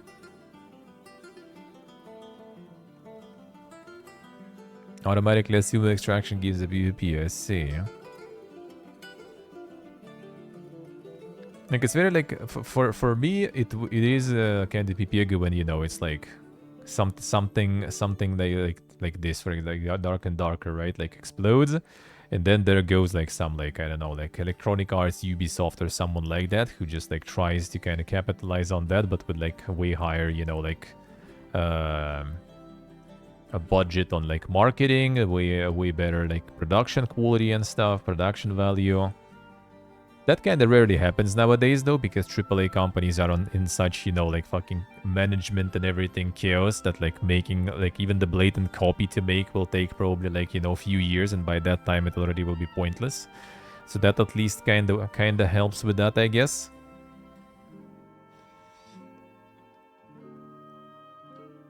Literally how Slay the Spire came to be, and like a lot of games after that, to be honest, too, yeah. Hearthstone. I mean, there's a lot of examples really of like companies, you know, just like hopping on some like sort of popular genre and then just like making it sort of becoming the staple in the genre, or like making something more revolutionary in that or whatever. Maybe a little sounds a little too like epic, not exactly revolutionary. The Vampire Survivor incident, yeah.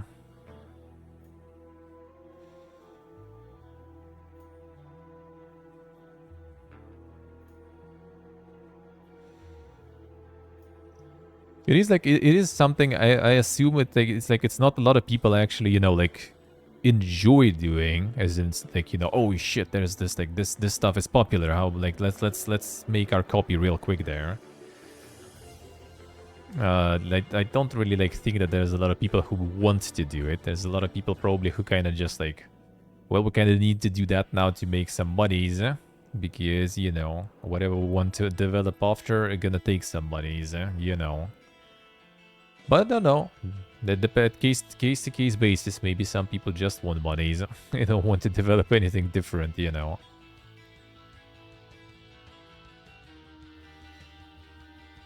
They copy straight up, literally do the same stuff. That's what I see also, and I'm not so sure, like, even, because, yeah, I see pretty much the same stuff.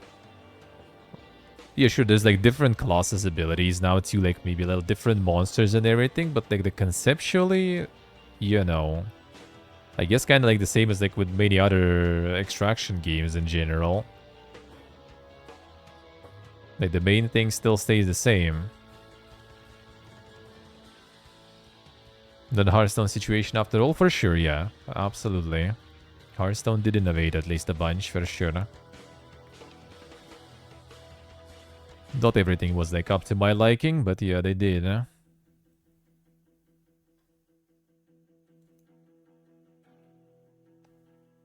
Nice, hello, nice.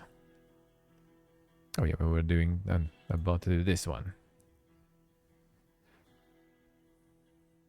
Dustland Delivery. Huh. Post-apocalyptic survival business simulator. Scour the ways for profit, complete missions to grow your trading empire, and assemble a ragtag band of adventurers to turn your city in the capital of the Dustlands. Danger lurks around every corner, but no a risk, no reward. Where's that coming from? That's some dink stuff. That's some dink stuff. 21 copies are in fashion mobile development, yeah.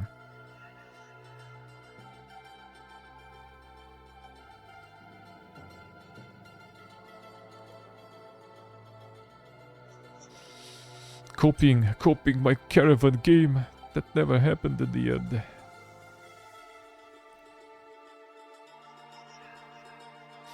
Hater Musk, someone steal the game idea. I mean, like, but still not exactly, but I mean, maybe if I would go deeper into that.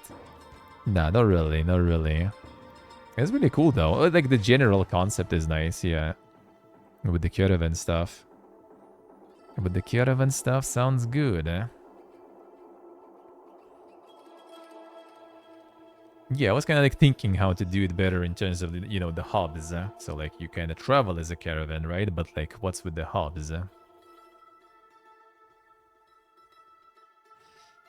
Like I had kind of like, I still kind of muse over that idea. If I will ever kind of like do something like that. I mean, I hope I kind of will eventually. To get like some sort of like this like roguelike-ish state explained lore-wise in a way. Yeah, like Space Prison, for example, does that pretty good.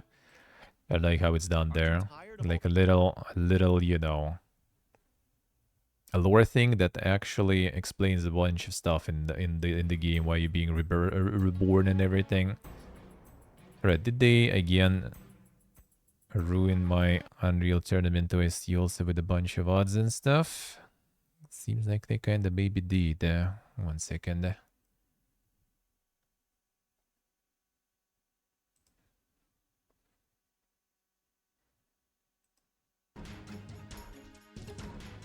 I think it actually depends also which version you get. Some are not ruined. Feels good. Make games what you can make. Yeah, that's what I decided to go with the Dominus one, because that's something kind of like a little more in the grasp, you know, something that is like similar to simpler to do. But the time, and I don't know. I kind of like will be thinking how to do it better, because I think I need at least to get some sort of like basics down, probably on my own time with like some videos and everything. Because just doing it all completely live and stuff goes a little pipiega. Unless you have like a shitload of people, right? And a lot of people who understand what is happening, right? Then it's kind of nice, like it was with Unity, for example. That was actually nice, completely going from zero there, because a lot of people were, you know, helping with stuff. Like you could actually, you know, like not even ask, just do something, and people would already like correct you and help you with that. That was good, huh? When there's like not a lot of people, or people don't know how it works themselves really, and then you kind of just still end up like basically just like going to Google just like live, and that's just a little weird. So I feel like kind of will, as soon as the time is there, I will just probably get like the basics down, and then when it's gonna be already something that I more or less understand kinda, then we go with it already live. So the rules of Dominos, oh, there's like a bunch of different ones. It's gonna be like the roguelike mechanics though, so like basic Domino is gonna change there in the end. So yeah, I'm gonna return to it in autumn for sure. And when there's more like basically we're moving away from the sea, and then it's gonna be another like, you know, time to degen again. And right now I feel like degenning is kind of like a bit of a waste of time near the sea, because it's like first time in like 12 years I'm near the sea, you know. I kind of want to use the free time available to enjoy that sea. And then when it's gonna be autumn already in Uzbekistan and stuff, with the shit weather and with no sea and everything, and that's when it's gonna be time to go grind. For sure. But yeah, that looks kind of good. Could actually monitor that one, see what's gonna be there. Age of Mythology retold. Oh yeah, that's also in September. Kick. Yeah, but that might be the wait. That might be the wait though. I guess also gonna be the Game Pass, so they have even like advanced access there. Damn son.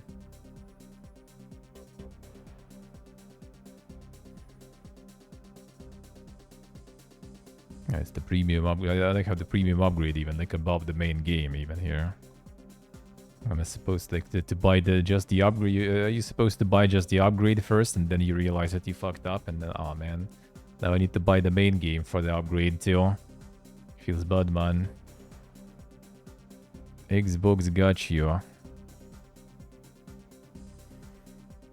Earth Defense Force, 25th of July. Oh, there it is.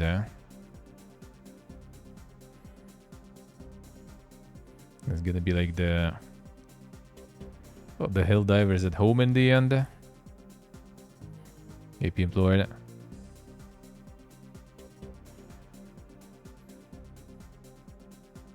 And they're gonna be trying to go for Helldivers at home. Just wait to dink mode.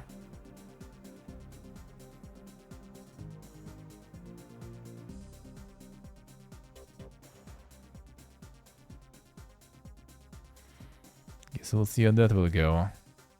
The Lost Alchemist saw before. Got the grocery store simulator too. Then another one. More stores. There's like the, you know, making like the sex shop simulator already, where like all the dildos and everything you need to place on the shelves. There you go. Got your idea. They probably didn't make that story yet. Do it. Do it. Sure how streamable that will be, but still. The gym simulator, I think already is. I think that's already there. Sequence that I see. Do it, do it. Articular saw last week too. Yeah, there's the Tunguska. Check that one also last weekend. Then $4 only. Not bad. Streamed the gym sim a few months ago, I see. There they are. People farming all the simulators there. Zero Division also saw. A dig building. The dig building. Descending the woods. Oh yeah, that's with the animals. Saw that one before too. Yeah, you see that cat and you know what the game is about. First I was like what, and then you see the cat and you know it already. Yeah, this mix though. Have I mixed? Enjoyable, scary, ominous, and really, really broken. Current game breaking bugs. Oh, there's a whole list there. All right.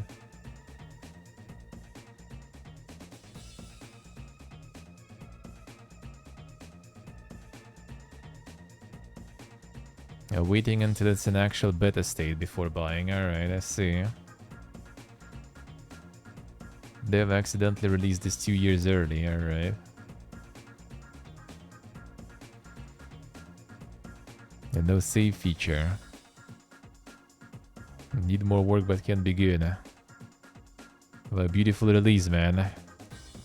I guess dude decided to release it a little too early. A little too early. Could never grind online. Damn son.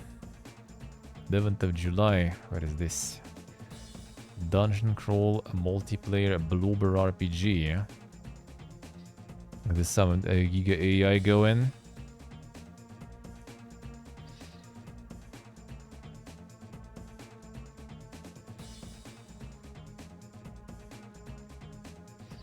So reviews on this one there.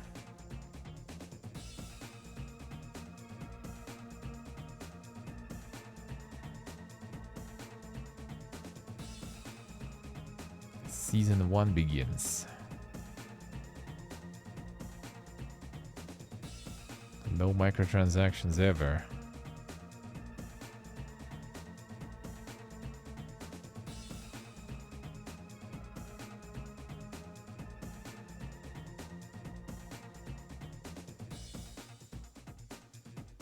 Point, click, repeat.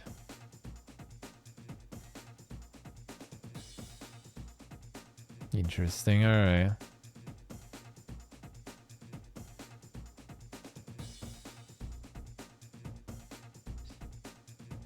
And the Dink Gaming, man. Farming some Dink reviews though. 50% release discount, insane. Actually, wait, week long. when it was 11th of July. That's a little too long for now. Ends in 28 hours. That seems a little longer than a week for sure. A little too generous. Built Motic. Casual factory game. Combine numbers using mathematical operations. Damn, that's simple.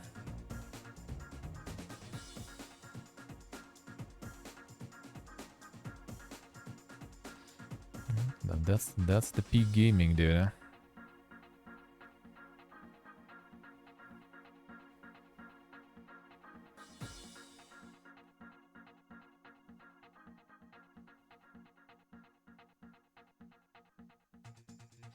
Shapes, but with numbers, I guess.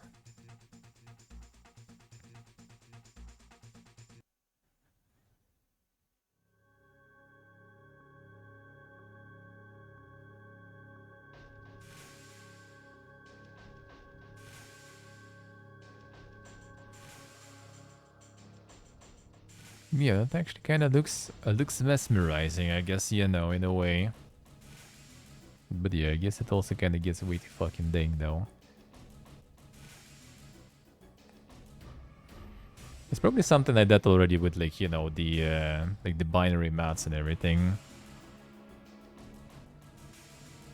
That could be kind of cool. Like we had in the university, we had those like stands on the tables, even not the stands, like the tables. And you have like those like cables there that you just kind of like, you know, plug in different parts and connect like different, you know, logical devices, I guess, in those tables. You just connected them with the cables in different sequence, and then you needed to like do, you know, like for example, like lamps to light up in some specific, you know, order, for example, or need like to get some specific output you need to get, basically. That was really cool. That was really cool. Factorio not the same, not the same. It's the bots part, really, dude. The producing game out. Which one? The what, Satisfactory? I guess.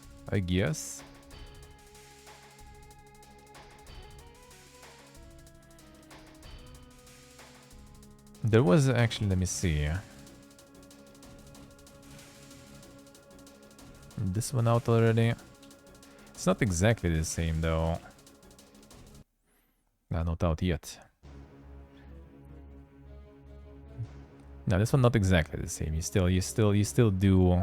I mean, I guess a little bit of kind of like the logical things are there.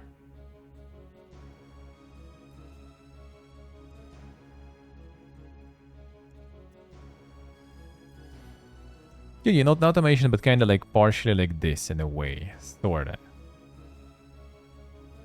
And just connecting like different, you know, like the logical tools to create, like for example, like, you know, kind of like the Christmas tree garland effect, for example, with like the lamps moving in some specific order and stuff like that.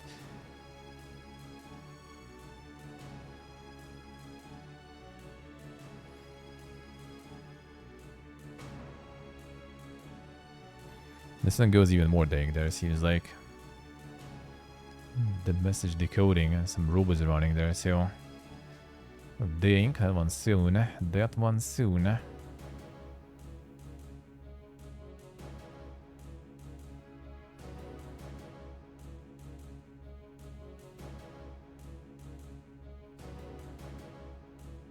Have the whole storyline even for this one. Insane. Insane.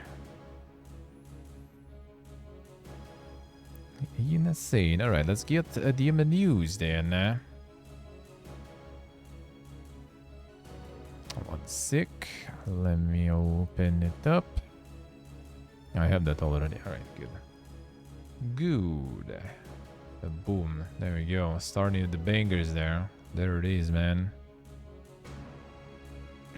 There it is. Crocs and Pokemon are teaming up again with the 4 new Gen 1 shoes. Insane, dude. How much is the Crocs nowadays like that? $70.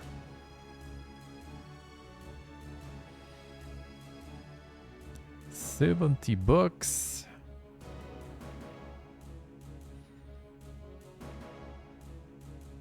I need to buy like new ones or something, like the proper ones. Like mine are just like dead, yeah. Actually, preferably maybe this type is actually kind of better, to be honest. Because I have the one with like well, with the stripe, right, that goes here. That fucking stripe completely, you know, just kind of like started to be lost. First I was like gluing it up back, but then on one of the IRL streams, on one of the shoes, it completely, you know, like started to fall over. So I just ended up like tearing it away. And then on the second one too. So now it's like the Giga Hobo Crocs though, but they comfy, man. They comfy shit, dude. Are they really comfy? My friend who works in as a chef, he only now uses Crocs at work basically. Because like, you know, like after when you're standing for like 12 hours, I'd rather be standing in this, dude. Trust me. And every once in a while, he like sends them to like the countryside house and everything, because they use like, you know, like the souls just get like destroyed pretty much eventually.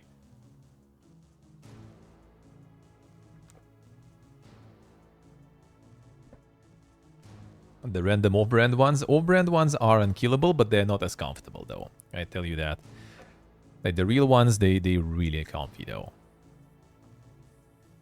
Like I wear mine like outside now when it's like when the weather allows. I wear them outside all the time. Unless I go like, you know, like the bank or something, then I like, you know, I get put the proper shoes on and stuff, you know. A little bit, that do not look completely hobo, especially because they are ruined.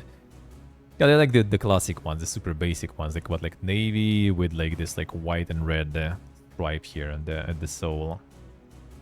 I don't ironically get some of those. To be honest, if the price would be nice, if you could get those, I would get some. I'm not sure which ones though. Like too bright is kind of too dank for me. Just like pure navy would be nice. No, brand's better. I see. Yeah, I don't know. Like maybe like there's like some really good experience there. Don't drink in the sun. Oh, I don't know. I wear these here like on the beach and stuff and everything, and leave them on the beach when I go swimming. Man, I didn't notice any shrinkage there. See, Steve, I see. I didn't notice any shrinkage there. But yeah, they're like really soft and comfy, dude. Really soft and comfy, so I would get some. $70 is quite chunky though. But I need to actually look what we have here. And you also kind of know what you're buying, you know, if it's the real ones and not the full-off brand. True, Axel, true. Dead by Daylight gets Lara Croft Survivor today. 2 versus 8 mode and cross progression on the way. Damn, son. Got the Lara Croft even. They are like a bunch of like the kill animations now, the death animations though. 2 versus 8 mode.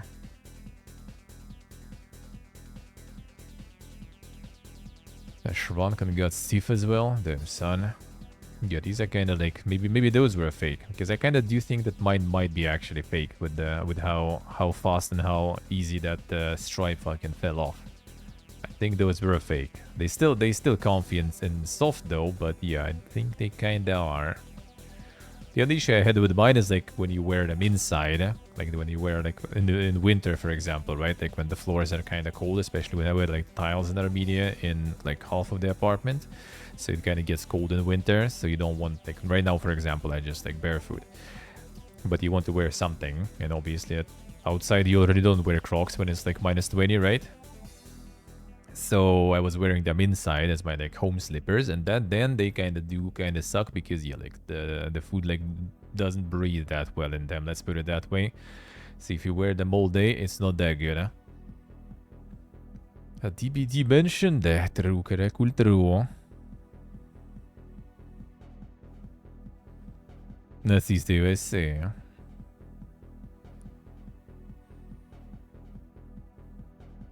Any other survival multiplayer games?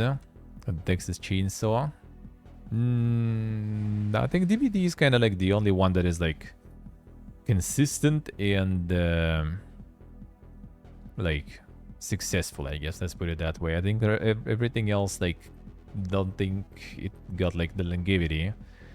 Some kind of alive though, I think still. Just not sure how successful are. I think even like the what's the name? The Predator one even, I think is alive somewhat. Even though the only way I know about this one is about because of the jokes that they did about the Doctor Disrespect situation. Like, should we leave the Predator bundle with Doctor Disrespect just, you know, for funsies and stuff?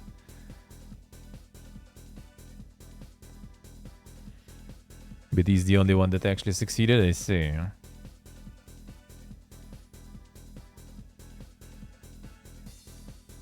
A double generators, 8 out of 13 generators to escape.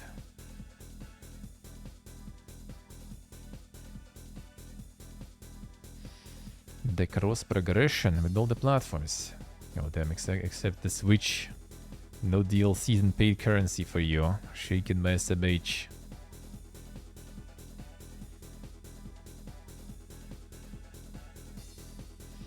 So that's the ABO stuff. Nintendo raising a Famicom Detective Club series from the dead. With ABO the Smiling Man. So it's not gonna be like actual horror, I guess. Abort, man. It was all wrong. All those teasers were wrong. No horror from Nintendo. No adult games from Nintendo, looks like.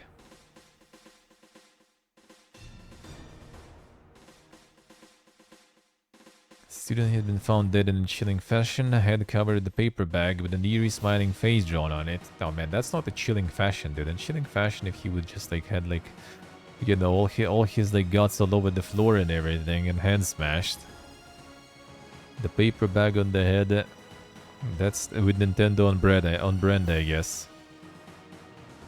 Consulting Visage bears a striking resemblance to a recurring clue in the string of unsolved murders from 18 years ago, as well as Ebio, the smiling man killer of urban legend, who is said to grant his victims a smile that will last forever. Players will assume the role of a private investigator and set out to solve the case and stop the killer for good. The release for Nintendo Switch next month, August 29th. Already, damn son. Doing some sort of detective games there, rather than some dang horror stuff and everything. Unlucky. Fallout Show nominated for 16 Emmy Awards, including Best Actor for Walton Goggins. Best Actor, I think, would be kind of nice. I do think that part was good. So what did they get there? Outstanding fantasy sci-fi costumes. I mean, I guess kinda. Not like they came up with something cool for that. They just like used, you know, the Fallout props basically. Stunt coordination for drama programming, production design for a narrative period of or fantasy program, 1 hour or more. Damn, that's quite a nomination there.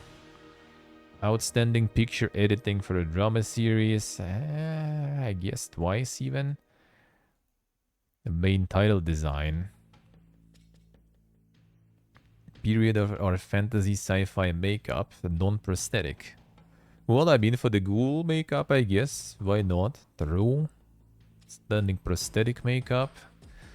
A lead actor in the drama series. Outstanding drama series. Sound editing for a comedy drama series. Sound mixing.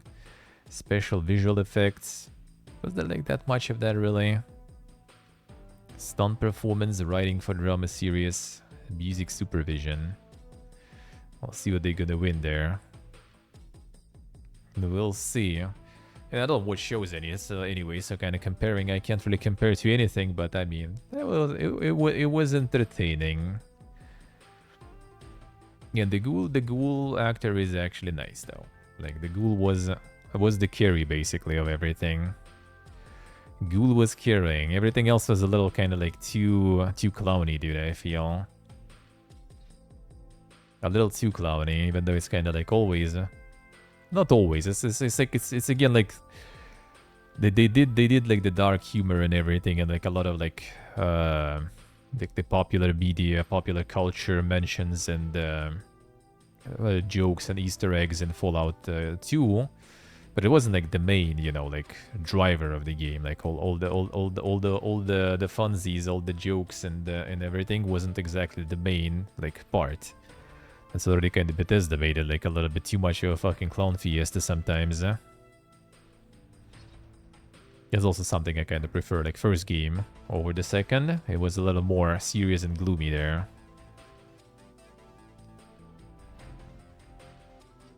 No, I haven't seen. Window mentioned it, but I haven't seen anyone mentioning those changes. I think in Once Human, I'm not so sure. Not so sure that I've seen about it. Well, I know that they plan seasons, but they cancel the seasons. That's all I know. I don't know exact details. I think there's not gonna be any vibes, not gonna be any seasons. Or like seasons probably will be there, but there are not gonna be any vibes and stuff. The system in general, like overall, right? Like the wipes for every season and stuff. It's not exactly like weird though. Like that's pretty much like staple for ARPGs. Like every ARPG that operates on that basis. I don't know about every extraction game, but like Tarkov is the main extraction game, is the one that runs that way.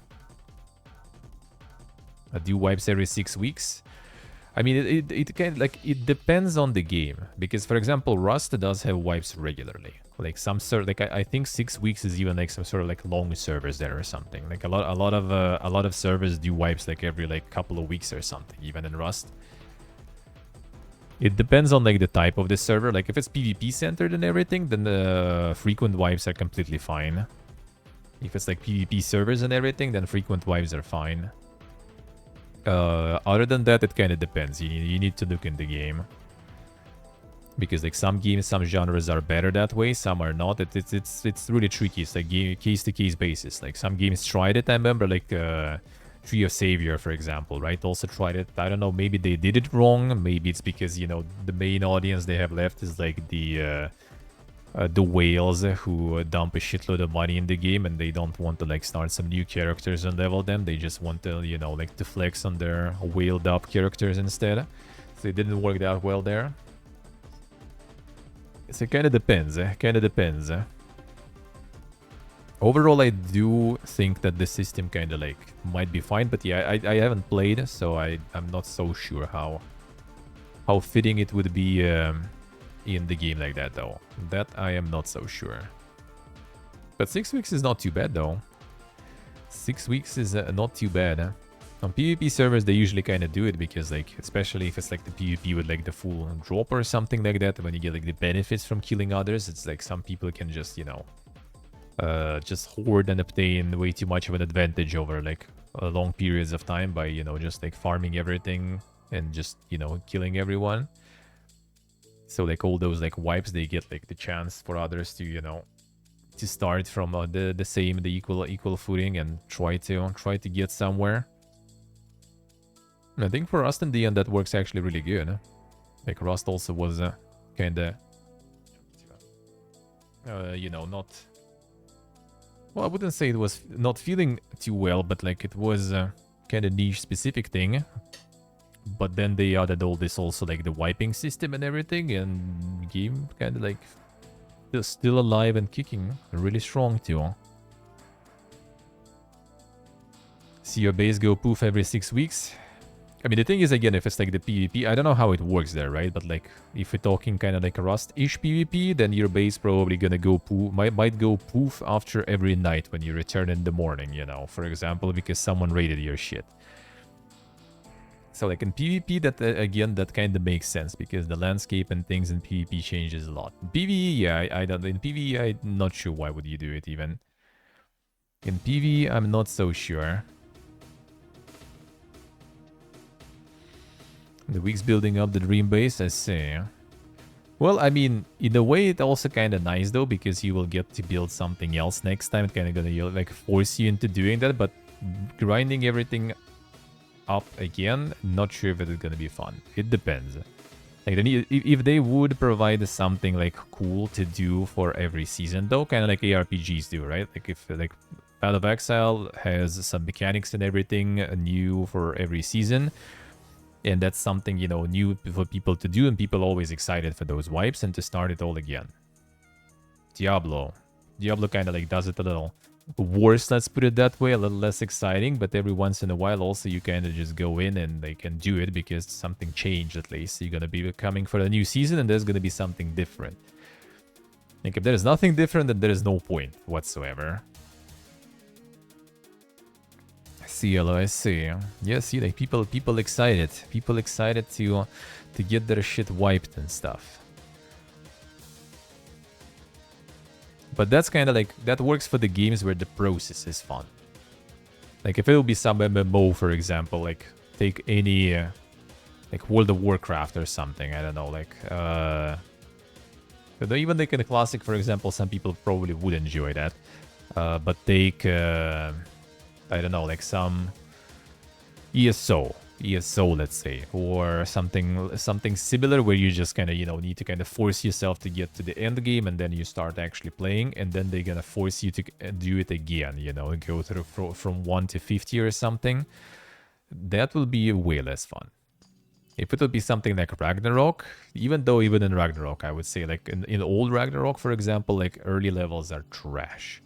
I mean, they also trash a new Ragnarok, but a newer Ragnarok, but newer you at least kind of pass it fast, and then you just kind of, you know, get to the fun parts, and then it's kind of fun. Like, that's why I kind of don't mind and like even, like, starting on the new servers all the time.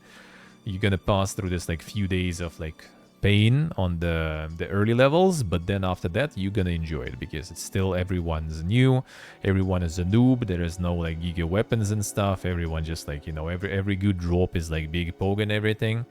And then after a few months, it's already kind of like, meh.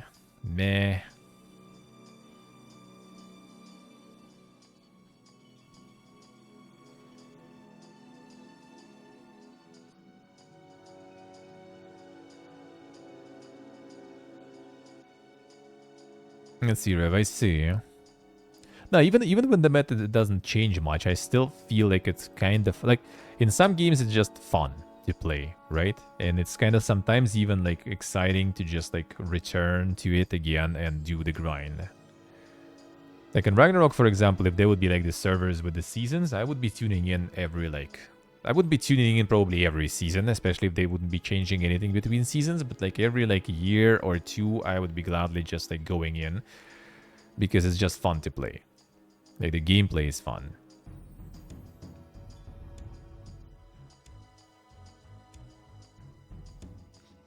Like the playing, the killing of the stuff and everything. And like, because also, you know, leveling, you kind of get to a different, to kill different enemies. Like, it's not exactly kind of like, I know Path of Exile, right? I haven't played, but like in Diablo, for example, it's still sort of the same mobs, more or less. You're killing always, you know, you kind of like increase the difficulty of your world, but you still do the same world.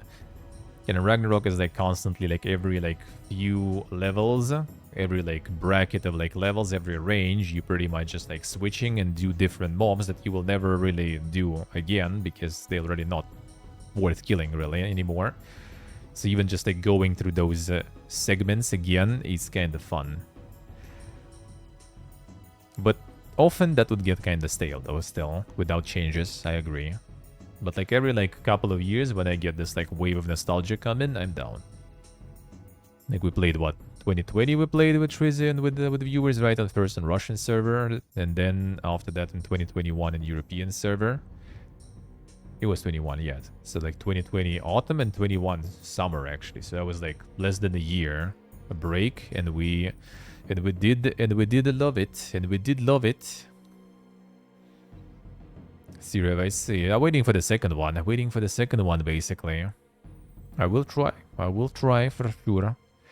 With ARPGs, it's kind of hit or miss for me, though, I have to say. Probably kind of for the same reason with Ragnarok, as I said, that it will be like fun once, then maybe twice. Kind of like it was with Diablo, really. Like, I know like Diablo 4 bad, yeah, Path of Exile better, sure. I'm just like concept-wise. Like, I played it on release, level 100, full grind, also, it wasn't even a seasonal release, full grind to 100.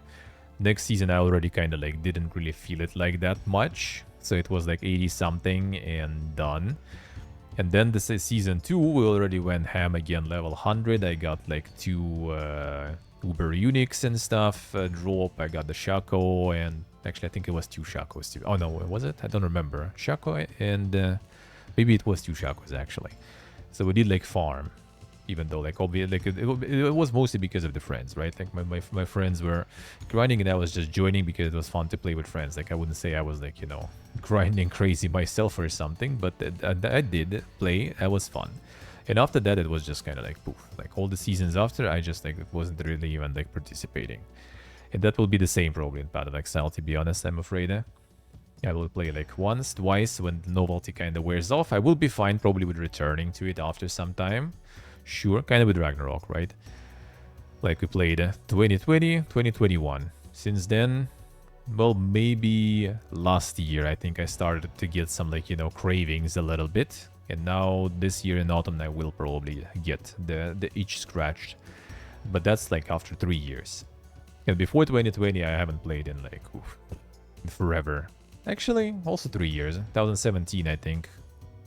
Yeah, 2017 actually I did play. A little bit though, not much.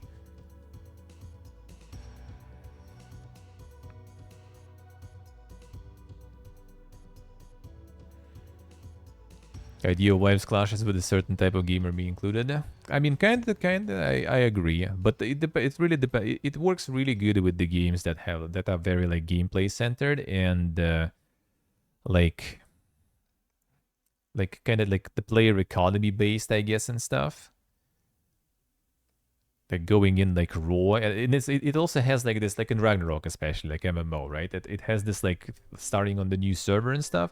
You realize you're not gonna like be even close to those people that like, you know, just like wailed and swiped the shitload of like items and stuff, and they're gonna hit the max level like, you know, in a day or something.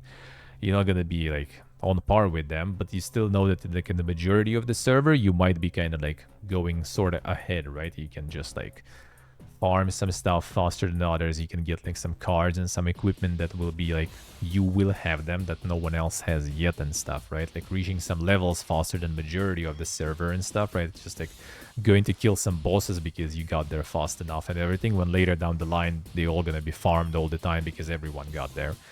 You know, those like little things, they kind of make it exciting and fun to start. But it needs to be like a really specific type of genre.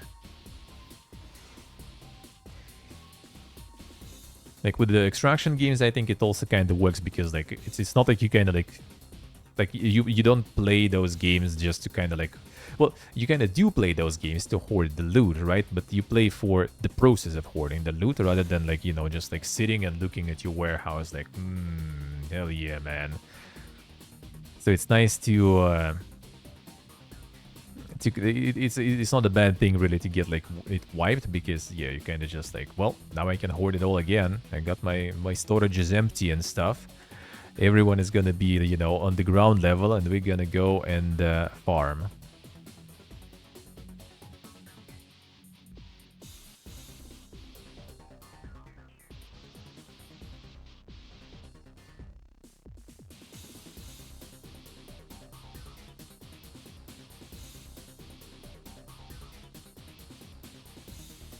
Haven't seen everything. Yeah, I mean, that's true, and that's the part of the reason why I also kind of don't feel like joining. I mean, I understand that Path of Exile 2 will be pretty much just the different name slapped on the same thing with the little changes and everything, most likely, and you're still not going to be on equal footing with everyone who played it for years already, absolutely.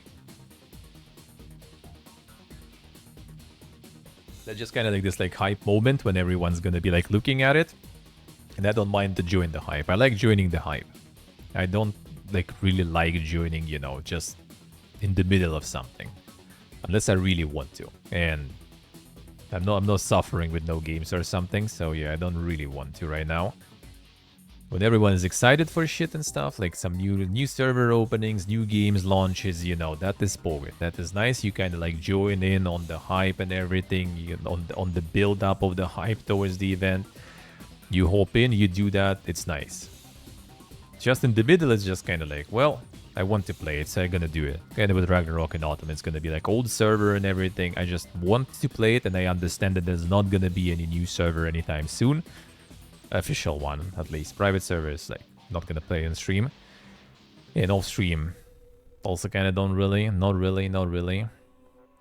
So I just kind of like, you know, prefer to join in the hype stuff. But Ragnarok is like my, you know, like special case. So I want to, and I will.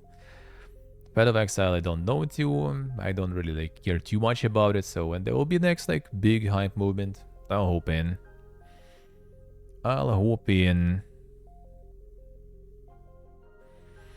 Building up a town that's going to be in Path of Exile too. Damn son, insane. Insane. But it's also like this Friday and stuff too, right? And then I have like already a list of things to play this week and list of things to play next week. And then I still have this August when I need to finally still do, you know, Stalker and Space Marine. But that's the problem. That is also a bit of a problem there.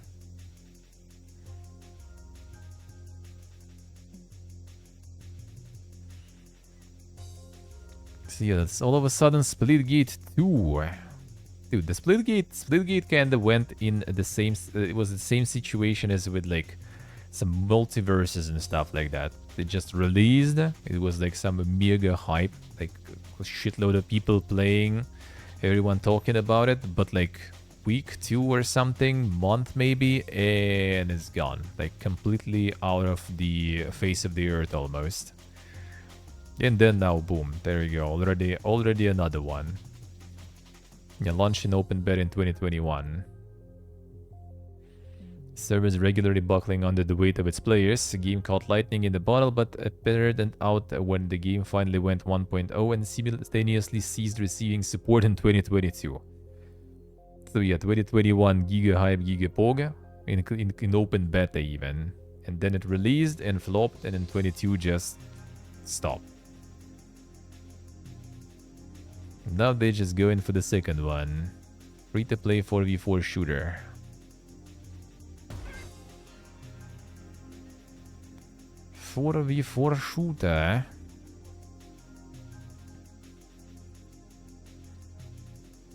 I see, Garaku, let's see. I can get behind that. Yeah, I like the fact that in Diablo you just kind of like go do other stuff. I like that part. Like one time is alright. More, I don't know, dude.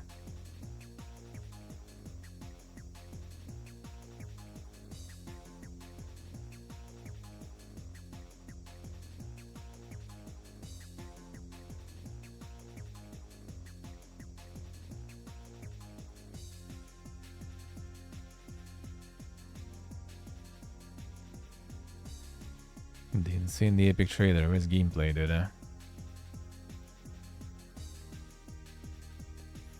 Okay, the epic trailer with no gameplay, I guess.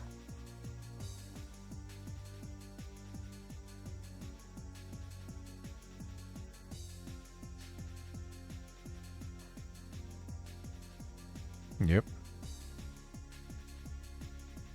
No gameplay there. Well, I mean, gameplay I guess is the same as the first one, and again, like why even the second one? But I mean, yes, we all know, gonna try to get the same Pogi Wogi hype that they did in the open beta. That didn't last though. So I guess they just kind of try to throw it again and see if it sticks a little better. Probably made enough during that hype period anyway. Diablo 4 Vessel of Hatred there. Hands on with the new Spiritborn class. Damn son. That's gonna be the new class.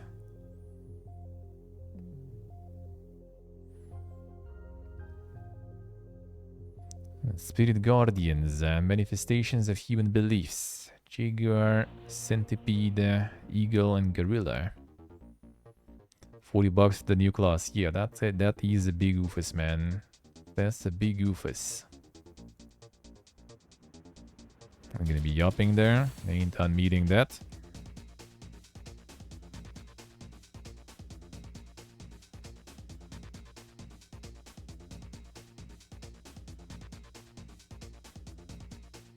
But yeah, the prices and stuff for the DLC, it's not just for the class though, but still.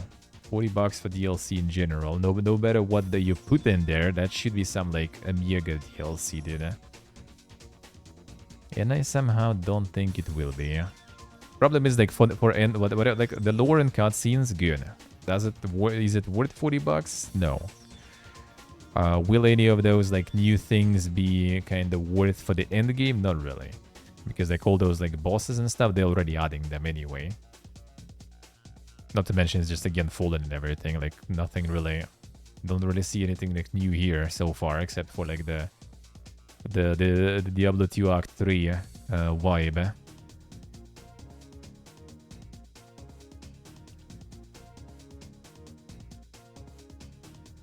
Let's see, Steve, I see. The fight's still going. Yeah, the Giga Bird there, alright, dropping.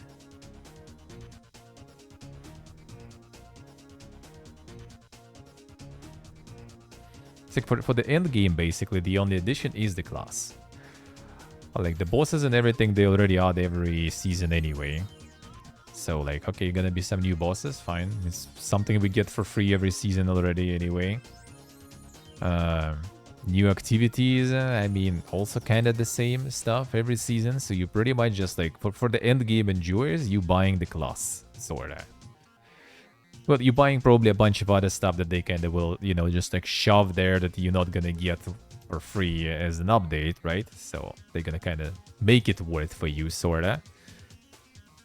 But yeah, normally you pretty much just buy the class, and for 40 bucks, that's expensive, dude. Like none of the classes cost that much, dude. But I mean, it's also the Blizzard. They still, last time I was playing Diablo 3 a couple of years ago, they still had the Necromancer for 15 bucks or something in the store. Just Necromancer alone, without anything else, so... Yikes! Helltide but in jungle, yeah.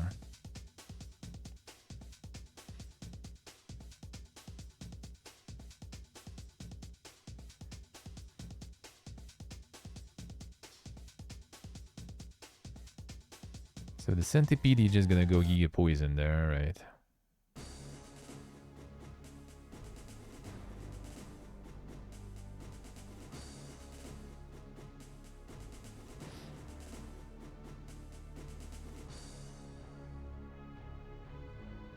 Sleep Trick, I see.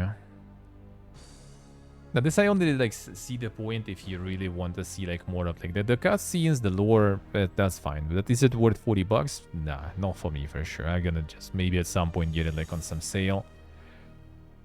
Not gonna play.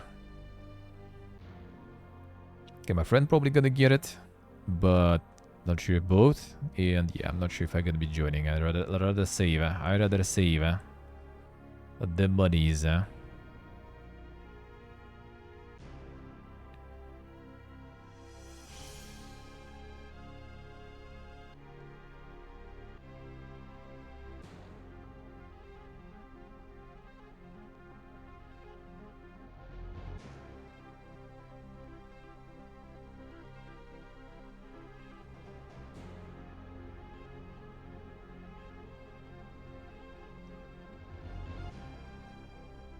And this doesn't really, you know, invoke the feeling of Poga in me right now. Guess conceptually sounds kind of good, but like,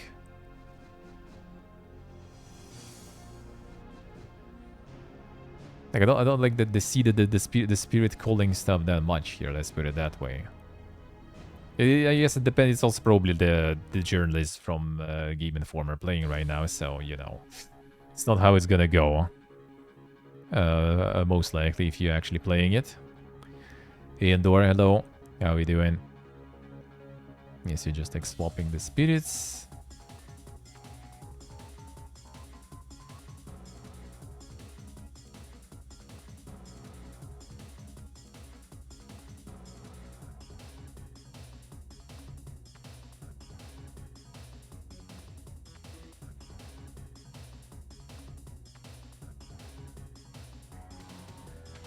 I did really like the poison one. I mean, that's nice. That's the monkey. It's still poison, I think.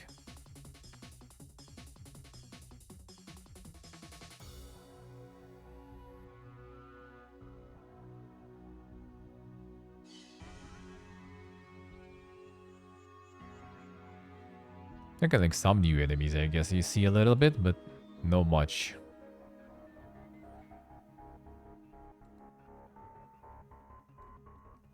That we all seen already. Yeah, I haven't seen the monkey dude, Feels bad. And Jaguar too, and the Birdie and the Centipede.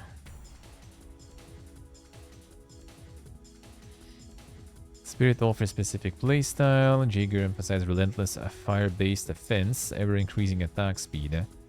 Eagle provides lightning maneuverability with abilities that let players move quickly while electrifying targets. Guerrilla boasts defense, letting players absorb and reduce punishment, and then retaliating by pummeling foes with mighty physical blows. That sounds kind of like Bergia, to be honest.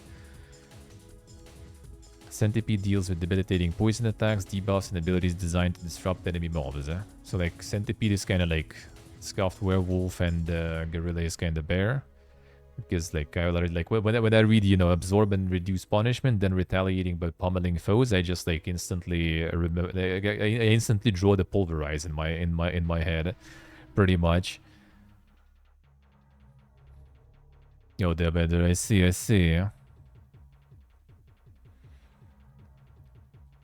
I gotta get something cold. Get that ice cream. Further gear your spirit born towards a chosen animal using the spirit hole. Isn't it also kind of like druid with the animal spirits that you also kind of like go and put the upgrades in, sorta?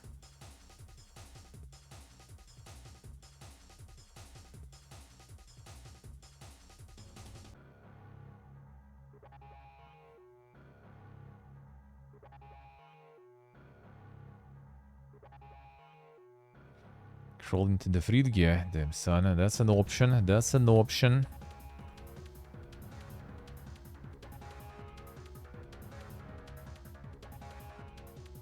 October 8th. New legendaries, aspects, and uniques for the class. Oh, what a twist, man. Oh, for 40 bucks, I hope they do. For 40 bucks, I hope they do. Force Strike is a puzzle-like kung fu game by the makers of Aliyah. Aliyah was dink.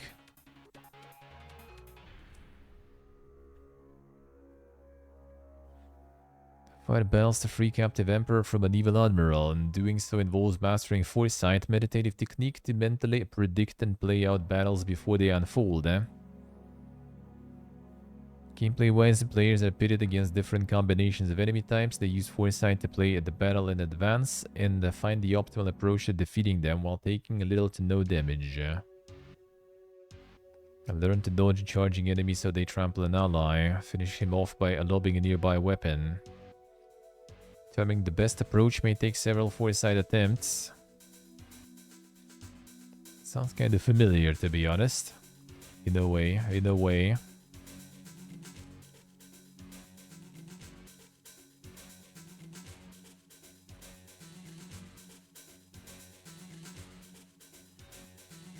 Just kind of do the fight and then redo the fight, pretty much.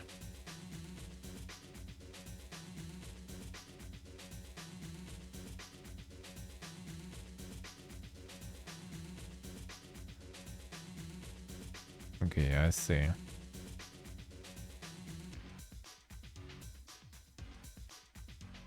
I mean, it might be nice. That might be nice.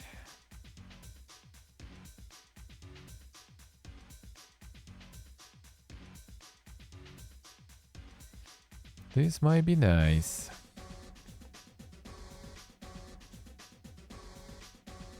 The humidity, hell damn. Still not as much as here. But at least it's not really warm. Not that warm today. Not that hot, rather. It's really warm. It's also kind of, I think the shit weather is gonna take a break for a couple of days. 26 right now, not bad. Humidity is probably quite something. 69 humidity. Damn, sounds nice. Feels like 34. That's kinda sounds about right. That sounds about right. Hey Siggy, hello. Hey Mad Nova. You're another banger Evo. Nice, nice. Enjoy. Enjoy watching. Paramount cancels a Halo series after 2 seasons. So did anyone even like Halo? Like about most of the shows you at least have someone like, even about the Rings of Power and stuff, some people were like, it's not that bad, you know. And the Halo I only seen people shitting on.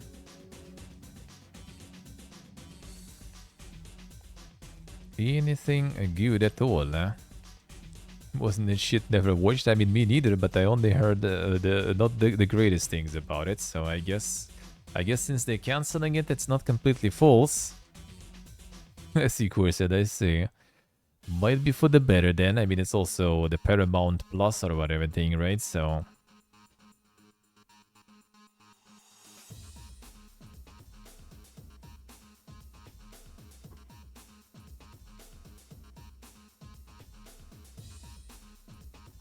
The Steamy Master Chief 16 is damn son. This is rough to say the least, I say. The John Halo's naked butt, I say. So the removing the helmet wasn't the only thing being removed, I guess. Alright, let's see how it is. I see. So that one's gone now. That one's gone. The Halo is not having a good time lately, looks like. In games and adaptations too. FTC pushes back against Xbox Game Pass price increases. Damn son. Yeah, so a price increase was last week. Game Pass standard costs 36% more than console Game Pass and withholds day one releases. Product degradation, removing the most valuable games from Microsoft's new service combined with price increases for existing users is exactly the sort of consumer harm from the merger the FTC has alleged. Microsoft price increase and product degradation combined with Microsoft's reduced investment in output and product quality via employee layoffs are the hallmarks of a firm exercising market power post-merger. Damn son. Calling price increases inconsistent with the case Microsoft made during Xbox FTC trial last year. Microsoft promised that the acquisition would benefit consumers by making Call of Duty available on Microsoft Game Pass on the day it is released on console with no price increase for the service based on the acquisition. Microsoft's post-merger actions thus vindicate the congressional design of preliminary halting mergers to fully evaluate their likely competitive effects and judicial skepticism of promises inconsistent with the firm's economic incentives. Did anyone actually believe that? Yeah.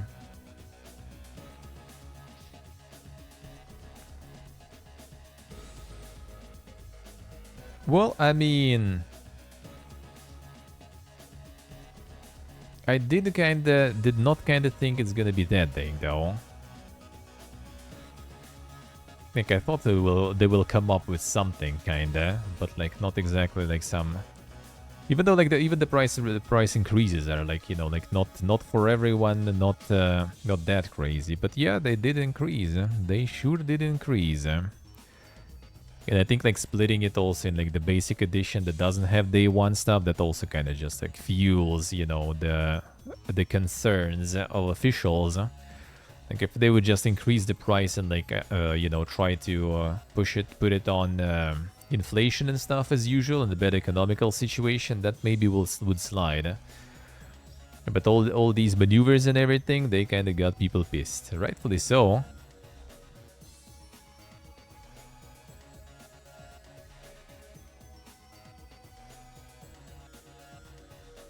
True, stay true, huh?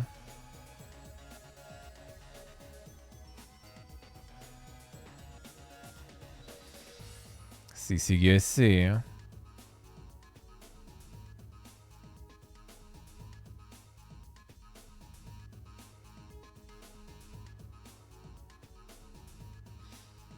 The giant acquisitions and the console sales dropping. I mean, I think they can take that alien thing that no problems. I think that they can no problems. Like I don't think they are doing it because they are like desperate for money or something. No, I think they are doing it because they just see the opportunity to actually make more. That's it. Like I don't think they kind of like need to compensate for some drop of sales or something. They just realize the amount of hype. Which, I mean, they probably expected that already, right? But they just kind of see... It's kind of the same like with, like, you know, like the price of Manor Lures on early access release. It's way higher than early access release price usually. They just, like, saw the amount of hype. They saw that, you know, there is enough hype for people to buy it in decent amounts. So why not sell it more expensive? Because that many people ready to buy it. And they did, and it went well for them. And this is probably the same case, basically. Like, I don't think it has, like, some sort of, like, super crazy deep, you know, conspiratorial reasons behind it. It's just, like, they literally just, like, see that, well, with Call of Duty on board, we can sell it more expensive. And they went in. And Europe, the Xbox console is basically no longer a thing. I mean, that's the case already for years, to be honest. Like, that shit is dying already for a while. I don't think they care too much about it, to be honest. They switched from that already a while ago. They switched from that a while ago. They just kind of like removing the leftover expenses on like marketing and stuff now. The console is not the Xbox main business already since like the previous generation, I think. I think like everything after 360, I think, is already like Xbox like as a console maker kind of dying. And I think they kind of completely fine with that. That's why the Game Pass and everything going hard and stuff, because like they just like switch to pushing, you know, the Microsoft product, Windows and all that stuff. That's what they are aiming for already for a while. So yeah, I think they just like literally just can make more money. So why not? Why don't we make more money? Then they went with that. Which, I mean, doesn't make it better or something. Absolutely not, but yeah. They literally just want to make more. Just get more stonks. Then they will, because people probably will buy that. Because it's still cheaper than buying the full Call of Duty stuff. I mean, I do think that like next Xbox versions, they just not gonna be like the regular Xbox, most likely. Like, maybe it's gonna be, as rumors say, like some handheld, and maybe it's gonna be some cloud device thingy. But yeah, I think they already kind of like gave up on me. Like, they can't really go with the classic, you know, just like, you know, the console box kind. They can't fight with like PlayStation and stuff without making exclusives.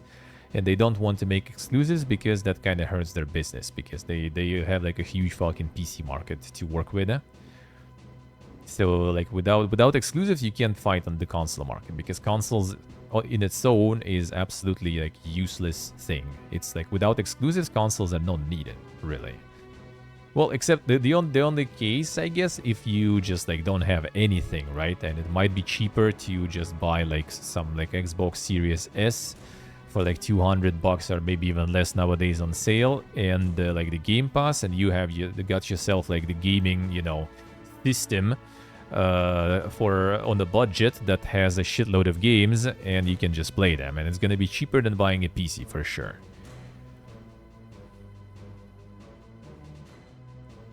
Game Pass PC is still pretty bad. I don't know, man. I haven't encountered a single one. Yeah.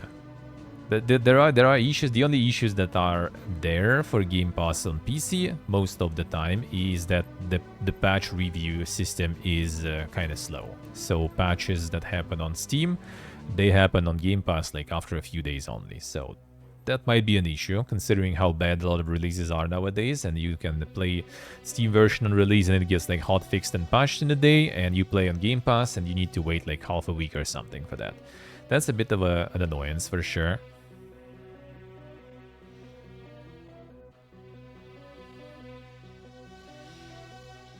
true, stay true. And yeah, that actually leads me to the point that the only, like, you either buy consoles for exclusives, which Microsoft don't want to do it, right? Because like they also like they got, I think, a lot of like a good boy points with PC audience now also, right? Because like they don't do any exclusives anymore, everything available on PC, Game Pass is on PC and stuff, everyone's happy. So they're not gonna ruin that by like returning some exclusives for the piece of plastic, basically. So like the main selling point of their consoles so far, at least of the Series S and everything, is cheap and it has a Game Pass, right? So what I think is that the logical thing is to basically just like go all out with that. Just get like full as cheap as possible and with the Game Pass combination. So it's either gonna be some cloud device. So yeah, literally just like get some sort of like a USB stick in the TV or something. Get your like Game Pass login in and boom, there you go. You can play anywhere. Or some sort of handheld, which is going to be the same. You can take with you and play on it on Game Pass, or you also like plug it to like the TV and kind of like switch, you know, in a way, and play sort of as kind of big console, I guess, in a way. And it's also going to be like probably partially like cloud involved. So like some games, for example, you can play directly on it because I mean Steam Deck can handle a lot of stuff, right? So why not? Some things you play locally, maybe it's a choice you can do, right? You can like download and play it locally, maybe with like lower settings and stuff, right? But where you have no internet connection, right? You go in like some fucking countryside, download it, play it locally on like lower settings, and if you have the connection, boom, get the cloud enabled and play it through the cloud or something. Maybe some hybrid system, you know, like some things loading in, some things loading from the cloud or something. That might be where they're gonna go, because then they don't need exclusives, then they're gonna provide still people with this like cheap gaming machine with Game Pass also in combination for the cheap gaming, and everyone's happy and they get carved themselves like a niche, because handheld like kind of like getting a lot of demand, dude. Like Steam Deck, when Steam Deck was out, I thought like, who needs that shit really? Like, I don't think we need the handhelds, and then like, you know, we do apparently, a lot of people do. And then fucking PlayStation Portal, which is not even like the standalone handheld, is like kind of like no task, useless device, and a lot of people buying that shit too. And you like start thinking, maybe there is a market in there, you know.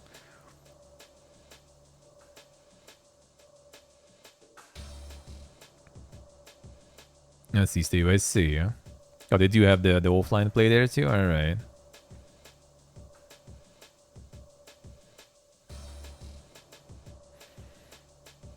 So yeah, I think they're gonna go in that direction. Like the actual like the Xbox is like the box, and that that might be already kind of a little bit in the past. And maybe it will be a very little box with the cloud or something.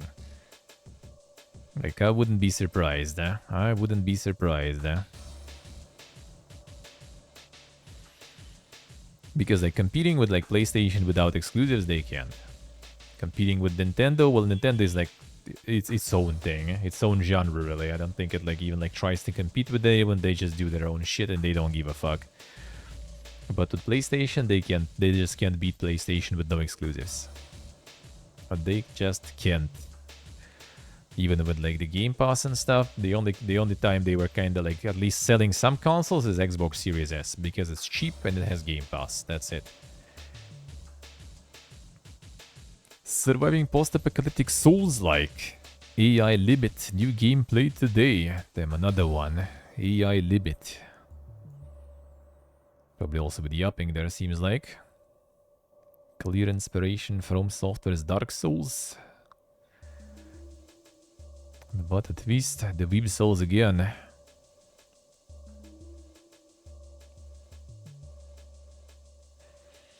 Too much cost to make exclusive. Well, in case of Sony, they still they kind of like they sell the box itself. The box itself kind of like they're not really making much out of it for sure.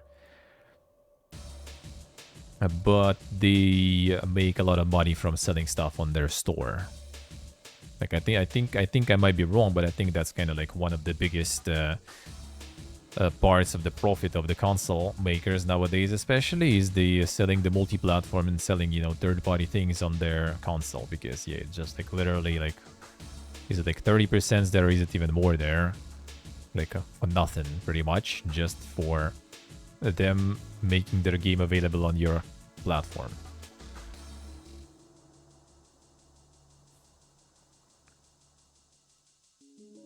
Like exclusives for them, I would say, is kind of like, you know, this like gateway drug. They can sell it at a loss, I'm pretty sure, as long as it sells the box that that generates, you know, sales for a bunch of other games. And some people do use, like, again, like there are people who don't have a PC, for example, right? And then they just get whatever console because it's still cheaper than the PC, you know, pretty much, no matter what, because they're getting something somewhat decent for like, even like for $500 nowadays will be not that simple, let's put it that way. Not that simple, maybe some like pre-built on some like, you know, Black Friday sale you can get for that money.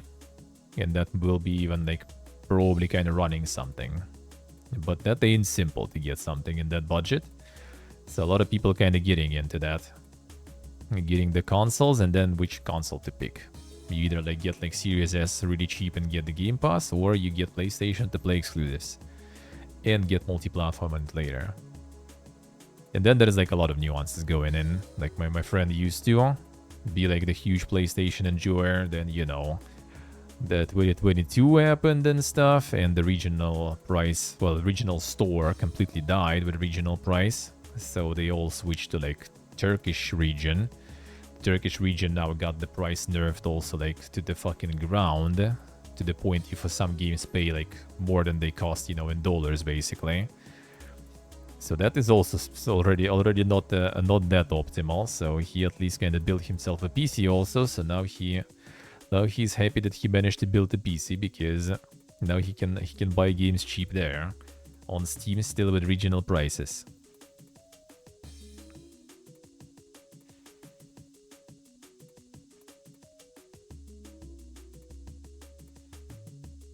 It's like the full-on kind of like that a code vein-ish thingy.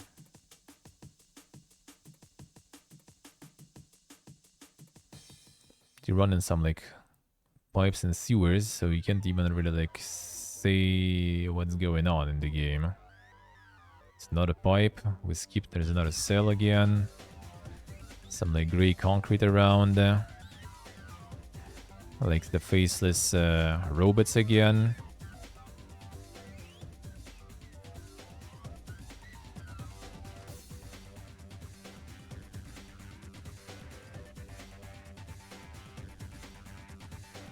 Flushed it, Endor? How so? How so? What did you not like? Combo didn't click, I see. How so? How so? And what was not right with it?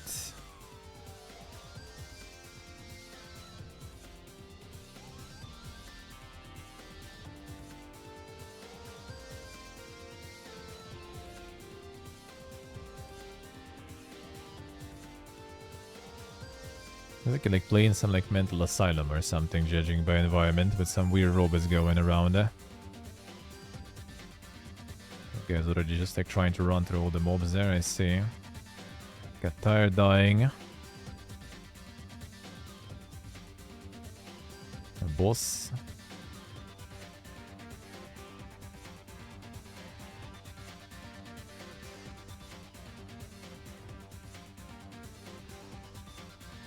But I don't know, like RGB robots and stuff, they kind of like in Souls-likes, they're not cutting it that much for me anymore. Like all the like environments and stuff, right? The mobs and everything. Like the character at least kind of like alright, but like you just go.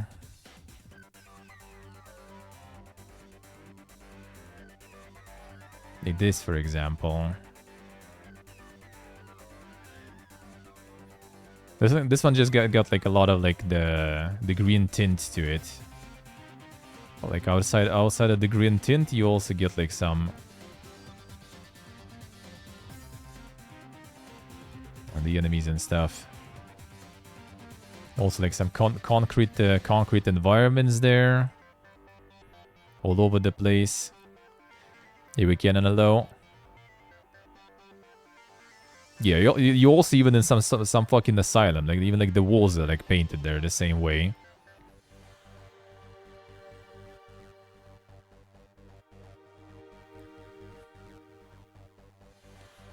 Asylum caves, there's the pipes and stuff.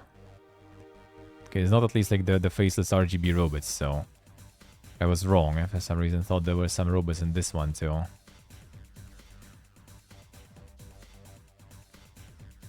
But this one just got like the outside of like everything just gray. They also added this like the green glow to it, and it's already a little different. But it's still kind of like, dude.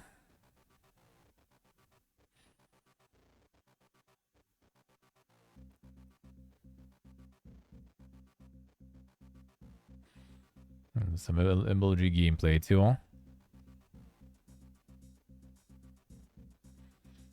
Ja, let's go again now it's live.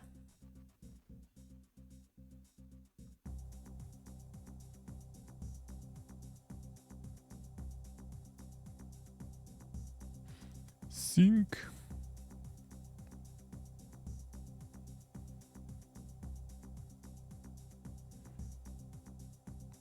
The code vein was a little kind of like more like vibrant, even though I guess it also had this like one, like mostly kind of like the color tint they're going mostly. This one just goes full gray mode, yeah. I don't know, a lot of these like nowadays kind of like not cutting it whatsoever. I just see and they just don't, you know, they just don't click, man. They just don't click. First Descendant hits 10 billion players. Nexon's third-person looter shooter reached this milestone a week after launch on July 2nd, 2024.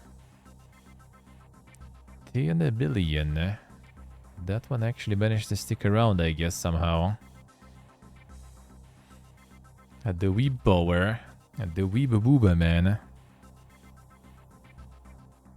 Terraria has sold over 58 million copies to date. Almost 32 million copies have been sold on PC since the game's launch in 2011. Terraria is still farming, dude, huh? Still farming.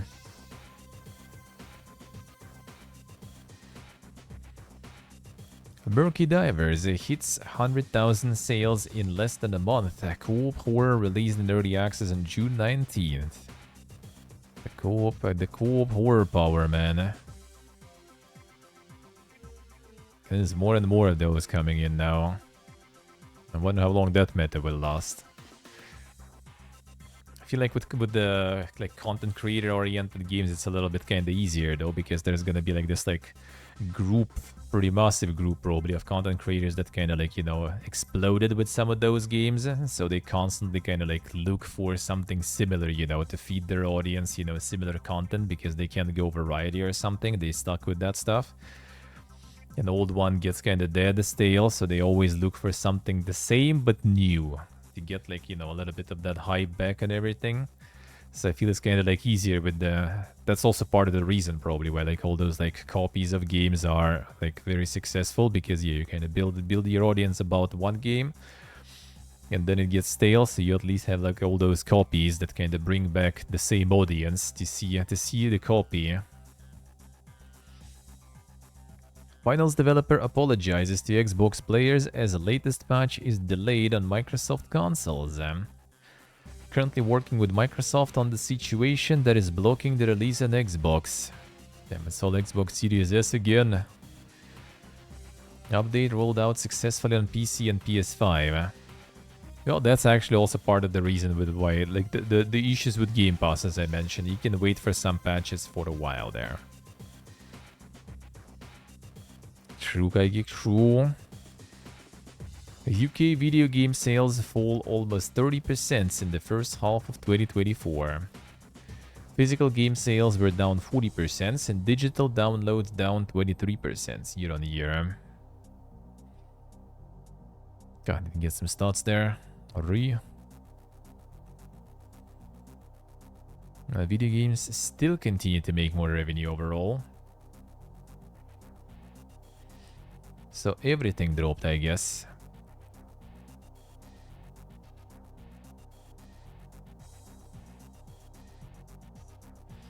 The music on Spotify got the boost though. Video did a 4.7% decline. And DVD and Blu-ray sales.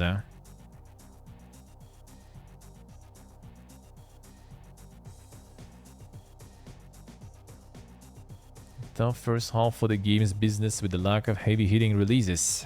They're optimistic for a strong second half, a traditional time for blockbuster releases. Coming, man, it's coming.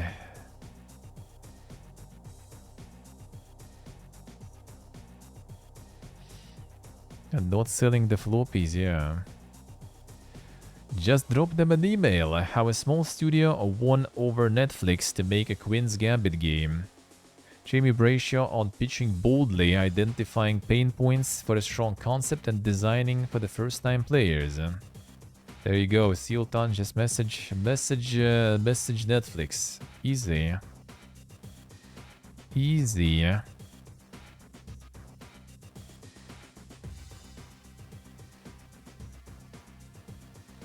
Before we made the Queen's Gambit, we had a lot of experience making games using Unreal, and we made mobile games in the past, mainly using a proprietary tech, custom engines, but this was our first game using Unreal for mobile.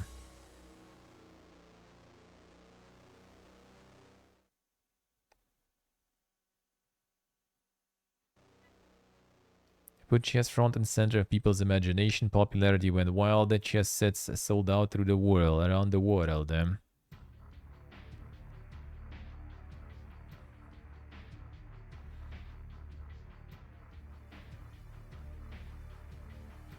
The reinvented chess there, yeah. Loads of people picked up a Chess Ultra and we wondered how we could make the most of this moment to connect with the fans. How can we bring Queen's Gambit and our games together? Brayshaw simply emailed Netflix, told them about the studio's expertise, asked to set up a call so they could pitch some concepts. This included ideas for community tournaments, DLC, VR game and more. And then on the call, I'm fully prepared to present and right at the beginning ask a simple question that took us down a very different path. My open gambit was lots of platforms say we are the Netflix of games, but what about you? You are actually Netflix. When are you going to be the Netflix of games? And to our surprise, our timing was absolutely perfect. Then we got them easy. Got them easy. Netflix was actually preparing its foray into the games industry at the time. Being a little bit pushy as I can be, I said, can we see it? We got a preview and in the end of it, with our jaws on the floor, I tell them that I actually don't think it's worth us pitching the ideas that we've got because it doesn't fit with what you just presented. Instead, I think we could make a beautiful game in your world for mobile devices. And they said, great, we'd love to hear a pitch for that. You've got a week. A week is nothing in game development time, so while the opportunity was huge, figuring out a solid game idea in such a short time frame was challenging. Everybody's head stopped spinning, we got started on concepts, and the first thought was to bring the best of both of our worlds together. Team wanted to take everything that Rockwater's chess games were renowned for. Kotaku once kindly referred to Chess Ultra as the Gran Turismo of chess. Combined with what makes the Queen's Gambit special, locations, charming characters, sense of place and that it gave to chess, and the joy of learning and playing chess with Beth Harmon. Let's bring all that together and make a love letter to Queen's Gambit. Fantastic starting point, but hang on, this is a mobile game and it's for a brand new audience on Netflix. It can't just be the Gran Turismo of chess but in your pocket, and can't we even use Unreal that we've been using on Chess Ultra for a game that's on mobile? And I guess they did, eh?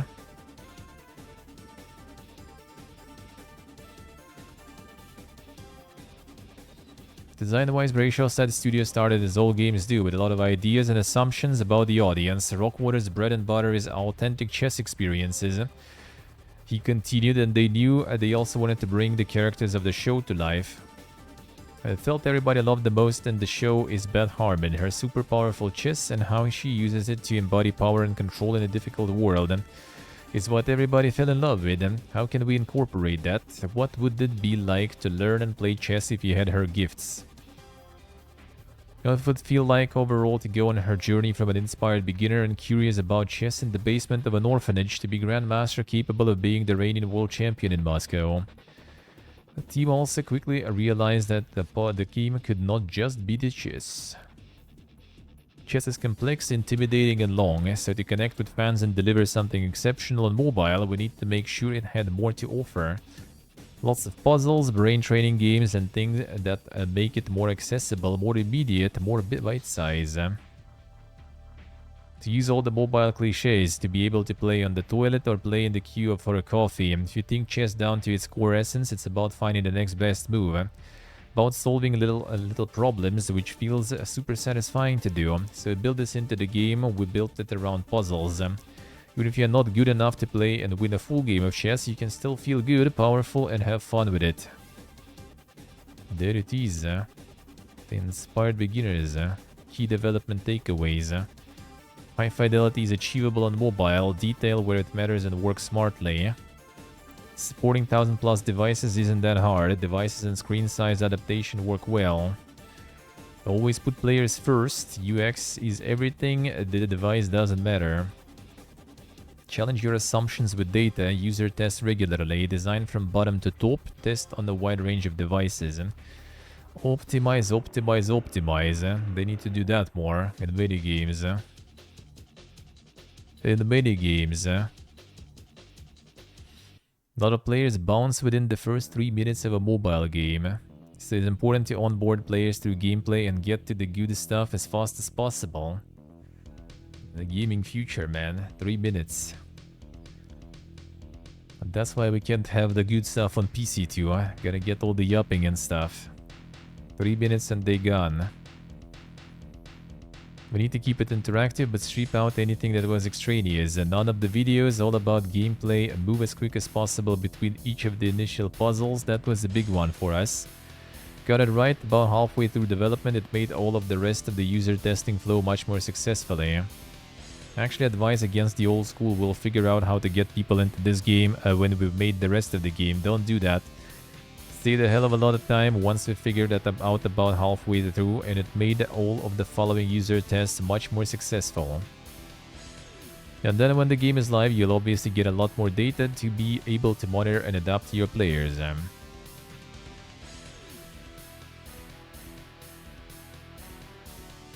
Made sure we user tested for that cohort as well, which is quite easy through friends and family, and meant that we could understand that simple things like how to move a camera or where to press on the UI became clear pain points for the users, so we could design those out quite smoothly. It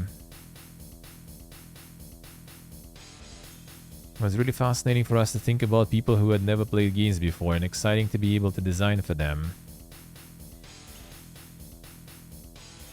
The mobile design, man. Told leaks to the PC.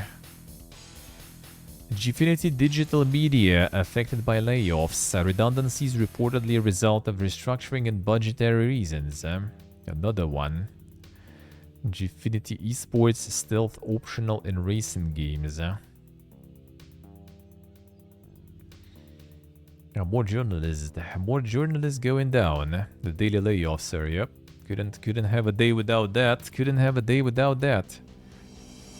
Resident Evil 7 on iOS has earned Capcom $28,140 since launch. Damn, son. The value. Title has reportedly been downloaded around 83,000 times since launch on Apple's devices on July 2nd. That sounds like a little underwhelming for them, though. Title has only gathered around 2,000 paying customers.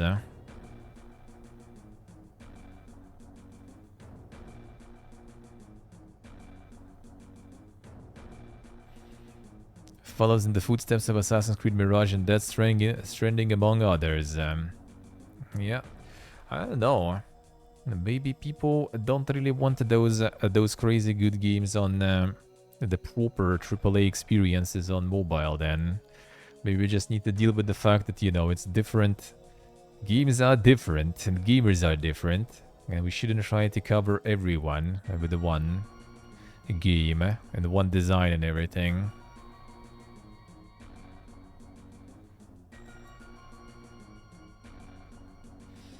Because don't sell on phones. I mean, there is like a shitload of stuff for people to do. So they just kind of like, yeah, like as that previous article said, like in 3 minutes, you know, if you didn't catch the attention, you go down in the trash. So that's pretty much how it is, dude. Huh? And I guess there is also like not a lot of like, you know, moments when people play mobile. Like, it's basically like, who plays mobile? Like, if it's like someone like completely random, basically like some normie, right? Let's put it that way. They probably just kind of like don't even care what they play. They don't care like if it's like some Resident Evil or something. They just want to play something, you know, like absent-mindedly potentially, probably. And maybe even on their free time and stuff. So maybe they're kind of more prepared to play something like more dank, but not really probably ready to commit for the purchase of 20 bucks on mobile when they have a bunch of free stuff, or maybe like some free stuff with like odd removal for like $2-3 and stuff, and they can play it for a while. And if it's actually people who gaming on like other platforms, they have other platforms, right? So like it's not like I can't really imagine, you know, like you just like sitting down on the couch, right, and like chilling after work, whipping out the phone and then like sitting for like the proper, you know, like immersive playthrough with like the story and stuff and going through it. You're probably gonna do it with like, you know, the gamepad in front of the TV, right? Or in front of your like PC or something, if you're already kind of a gamer, right? And if you're not a gamer, then you probably don't even want any of that, to be honest, I assume. So it's kind of just like it doesn't really have maybe the target audience on phones, especially with that price commitment, sorta.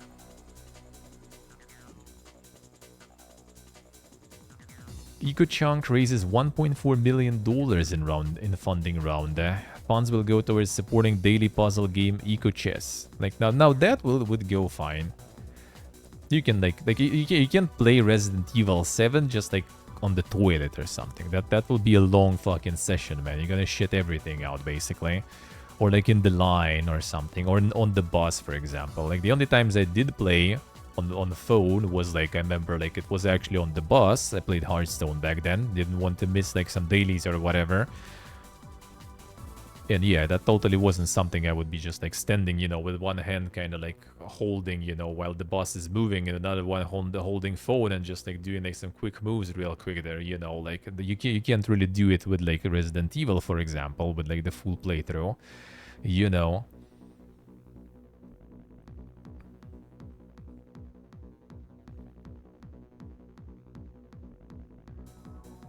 It's like literally just like chess puzzles or something. Oh, it's AI also. Ah, I see. Yeah, they got AI on board. Boom. The money already like flying, you know, from investors. Free to play daily puzzle game EcoChess.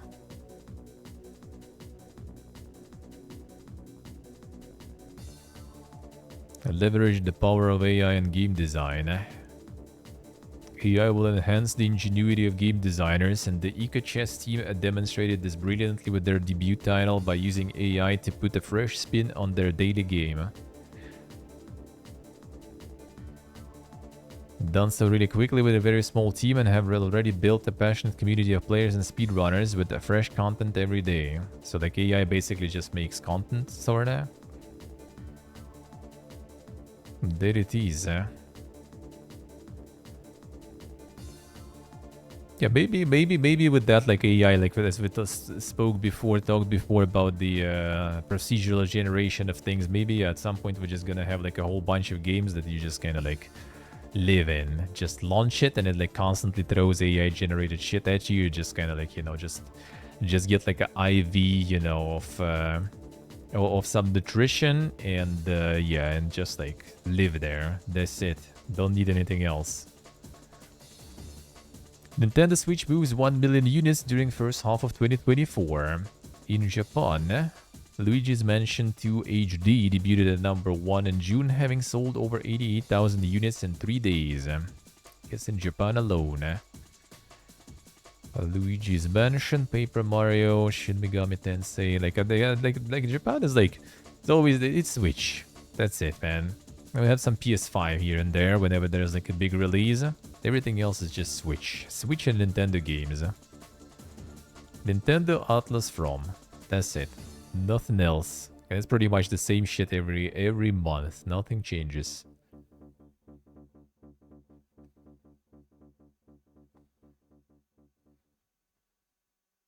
I wonder if there's like some sort of like, you know, kind of this like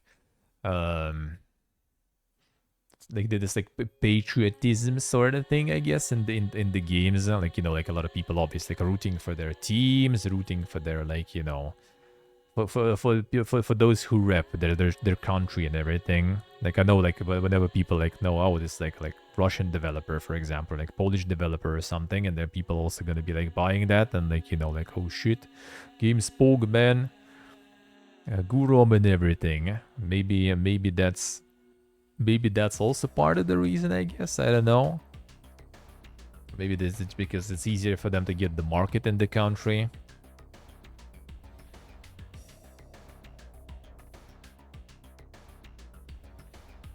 Scotland's largest VFX company, Axis, shuts down. Credits include a Dead Island's famous backwards announcement trailer. Oh, that one. Closed down, laying off 162 people. Holy.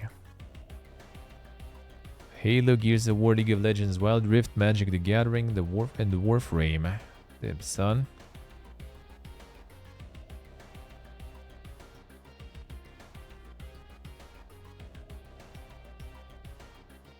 More recently been impacted by a decline in customer projects. Let's see. Arturis. Studio cursed by LA. How so? Through which one? Through which one?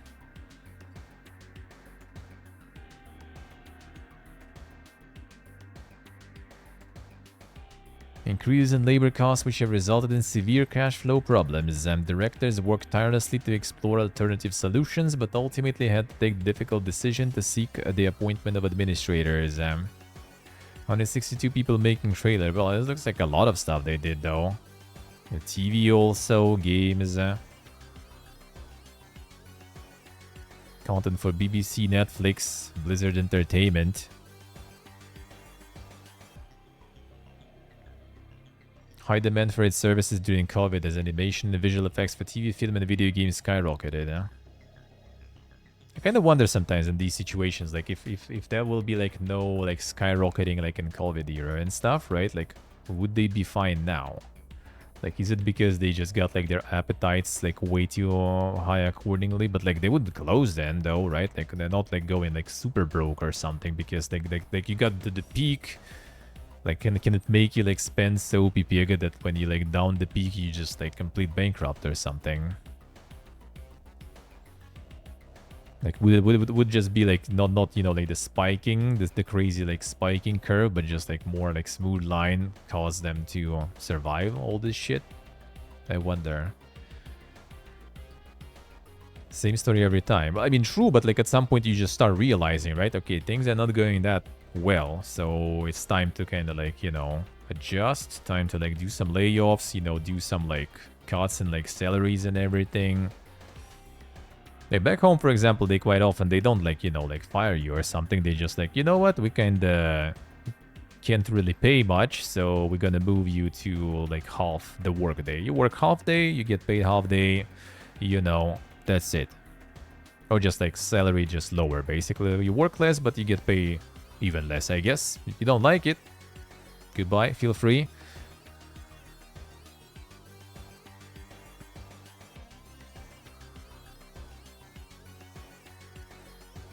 Let's see what I see.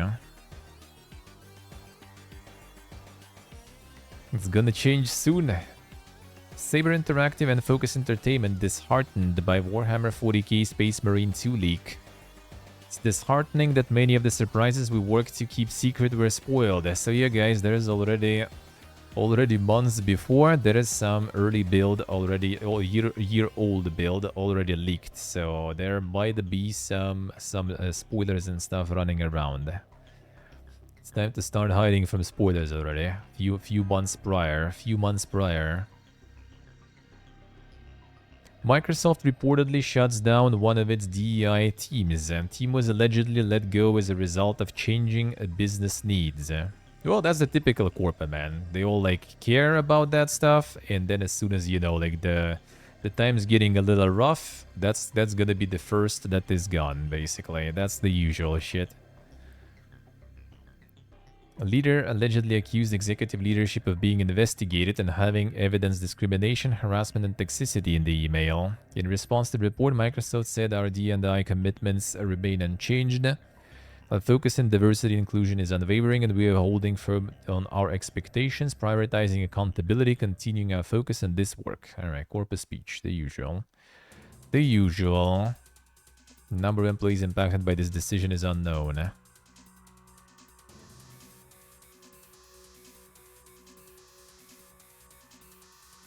No more marketing from the champion of the popular thing. I don't think it's even about the marketing. It's more kind of like... It's the same kind of like, I think, on like the governmental level and everything too. It's like some like decisions, some directions of investments and stuff. When the times are rough, they just kind of, you know... They start cutting from all of those... like how you even like classify them, I guess, like kind of like social things, basically. Those are starting to fall first.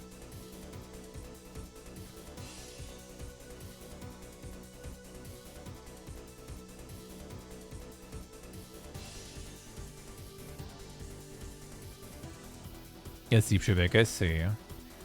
Well, I mean, most of the time it's actually quality. Yeah? It's actually like QA and everything getting fired too. So like, yeah, the developer, like the actual developers, they try not to touch because, yeah, like who generates the profit, they gonna stay. They gonna stay. IGD challenges US Patent Office over requirement for applicants' addresses. Association highlights concerns regarding the potential for harassment, including doxing.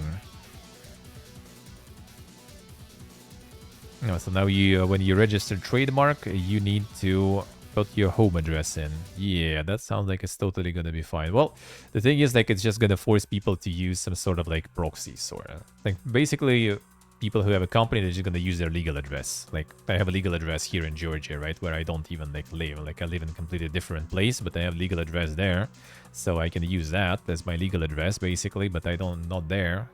So that's kind of not something new. A lot of companies actually do that, and you kind of need to use that address quite often. Company, I assume it's company address, because like, I don't know why would they need your actual home address. That just sounds weird. Hey Zodiac, hello.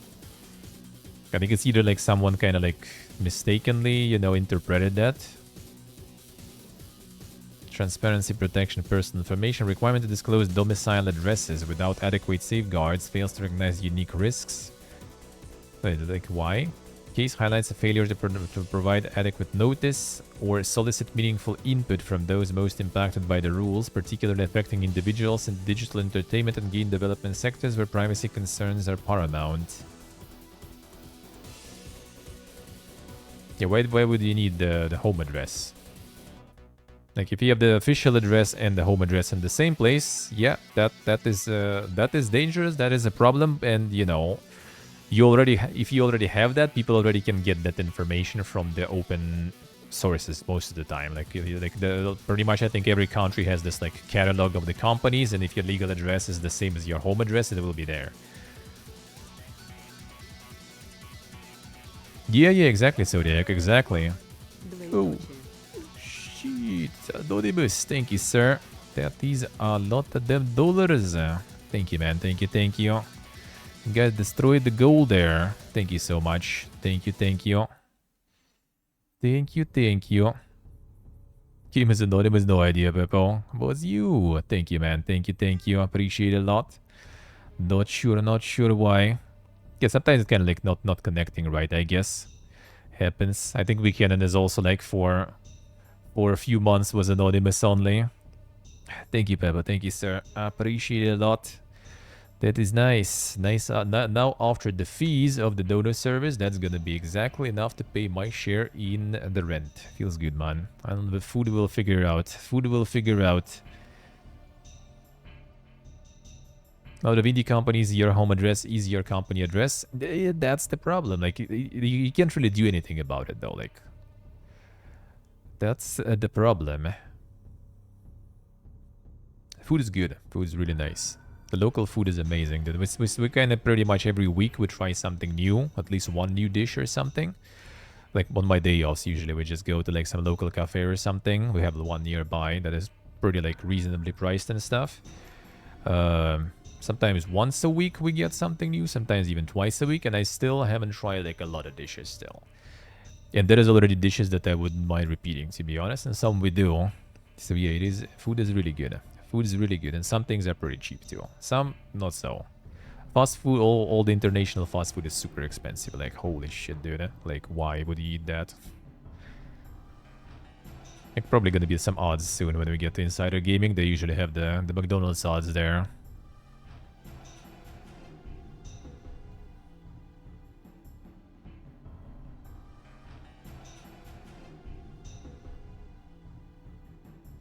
How's it going, Peppo? How's life? How are you, man? Thank you, thank you. You guys killed it this month. Feels good. The last couple of months weren't that great. But then the summer is a dry season, so it's always nice to get the goals destroyed. Feels good, man. Feels good. If the finances will be good. The next months, then it's gonna be the Giga IRL at the end of September, man. I have enough. Oh man, we're gonna get some streams going. Gonna get some streams going. Some travels, dude. Gonna get them hobo travels going. The buses and hostels await. Let's go. See, Peppo, I see. Sounds familiar, Know the feel. Gonna have some friends from Armenia visiting next week, though. Our fellow expats. Not looking forward to that, dude. I'd rather not have anyone visiting. Like I'm good. But well, I guess we're gonna have a few days. I guess we're gonna have a few days of peeps hanging around here, so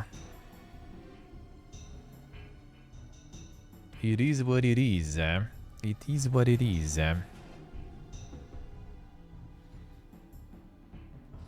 But yeah, like you still need some. Well, actually, it depends on the country, I guess. Like here, for example, like you want to get the company registered, you need legal address, and you pay like how much did I pay in the end? $50. Yeah, basically it was $50. You pay $50, and you basically get an address. That's it. It was an address, and pretty much like the owner or representative of the owner of that address was assisting me in like opening the company. Was just like with me all that, and like I didn't do anything. I like wrote my phone number and email on the piece of paper, and when the time has come, I just like like put that piece of paper to the lady, get my passport in there, and then got like some phone confirmation, I think, to read, and that's it. And $50 and that address is pretty much like permanent. So for your kind of, privacy and stuff, I would say that is nice. But I guess that's not working in all the countries and places that way.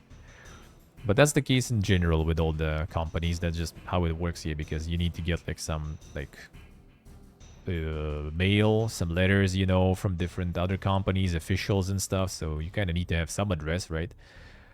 And it's going to be public address, so that is, I'm afraid, a little inevitable. Can the UK games industry solve its skill shortage? Damn, son.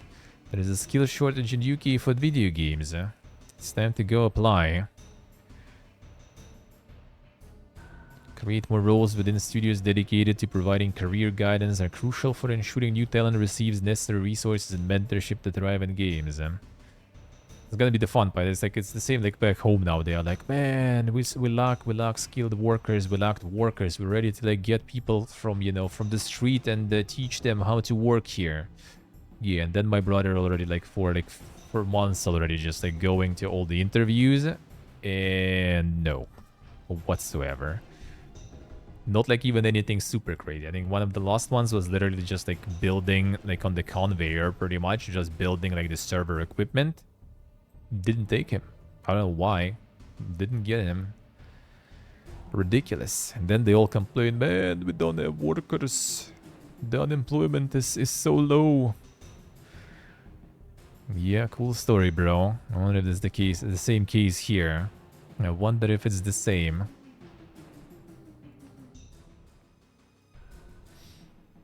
A lawsuit paperwork reveals Valve employs around 350 people and less than 100 work for Steam.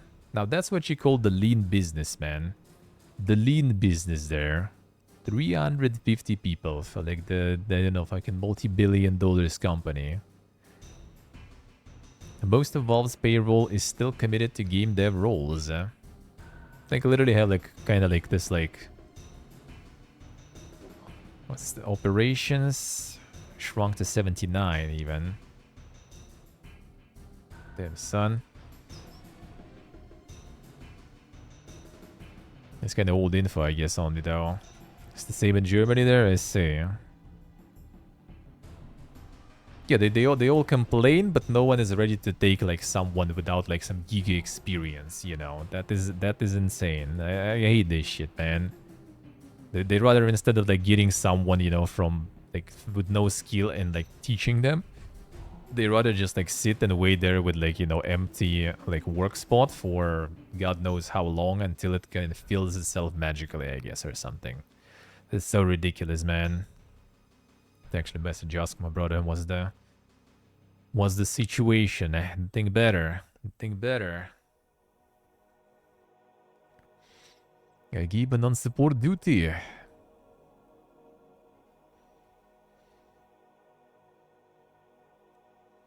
In 2021, operations was 79 people. Hardware, Steam, game development, and admin teams merged. That means Valve employed just 336 people in 2021. At its peak in 2016, Valve employed just 371 staff members on its book. Damn, son. Yeah, Valve thought to be generating around 6.5 billions a year. Dude, that would be a nice workplace, man. I feel. Even though hard to say, maybe with like such a small amount of people, you kind of get like overwhelmed with the work too. And obviously you kind of like not getting a share of what the company earns anyway, you know. Doesn't matter how much they earn, you get paid anyway, the same amount. Sega reaches settlement against staff members harasser. Individual ordered to pay undisclosed sum after allegedly posting excessive slanderous and insulting comments online. We need more shit like this, dude. Dude went to talk shit, got caught, and now needs to pay for his sins. Last year, Bungie sought a similar case after Destiny 2 player racially harassed a community manager. Individual was ordered to pay nearly $500,000 in damages. Feel we would probably live in a little bit nicer internet if that would be the case in more places. If people going for harassing and talking shit would be having some actual repercussions.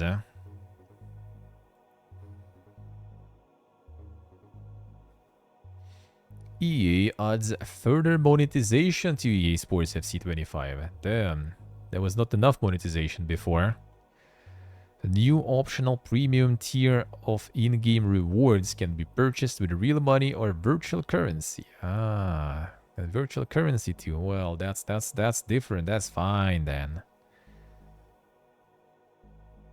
A new tier is in addition to the usual free tier of card packs, players, and cosmetics that players unlock as they complete challenges in the game. Once they reach a certain reward level, they will have the option to unlock the additional premium tier rewards. EA yet to specify pricing for this additional tier, but the publisher said players will be able to unlock it with the Ultimate Team coins, which are earned in-game, or FC points, which are purchased with real money. Ultimate Team Design Director Richard Walls told VG 24/7 that there will be nothing in the paid tier that can be earned in the free tier. Yeah, probably just need like the game lives for a year, but you need like 5 years to get like one player that you need when everyone already like quit the game and you're just the only person playing it. You're gonna unlock your fucking Messi or something. And then you get like the newer one and you need to farm for 5 more years to get that Messi again just in the newer game. That I still like kind of like mind-boggling there, no? Like you have yearly releases of the FIFA, right? You have the Ultimate Team shit is the same pretty much, and every release every year is the same. Like if it would be like the framework, right? It's like built on top of all the games. So you have like FIFA like 24, you got Messi there. All right, it goes in your Ultimate Team. So when the FIFA 25 is out, you already have him there as a part of your Ultimate Team because you collected him in the previous game, right? Because you still paid for the new game and stuff anyway, right? And then you kind of like keep building up your teams, right? And get like a bunch of like different footballers there over all the years you buy the FIFA. That sounds kind of reasonable. That sounds cool even, you know. You have this like overarching like team that you built over all the years you played with FIFA. On some like memorabilia to it, you know, like that this guy I got like in FIFA like 23, this one I got in FIFA like 25, you know, that one I was like playing like at my parents' house and stuff like that. No, who needs that shit? We just kind of like, oh, new FIFA, well, get it all from scratch, you know.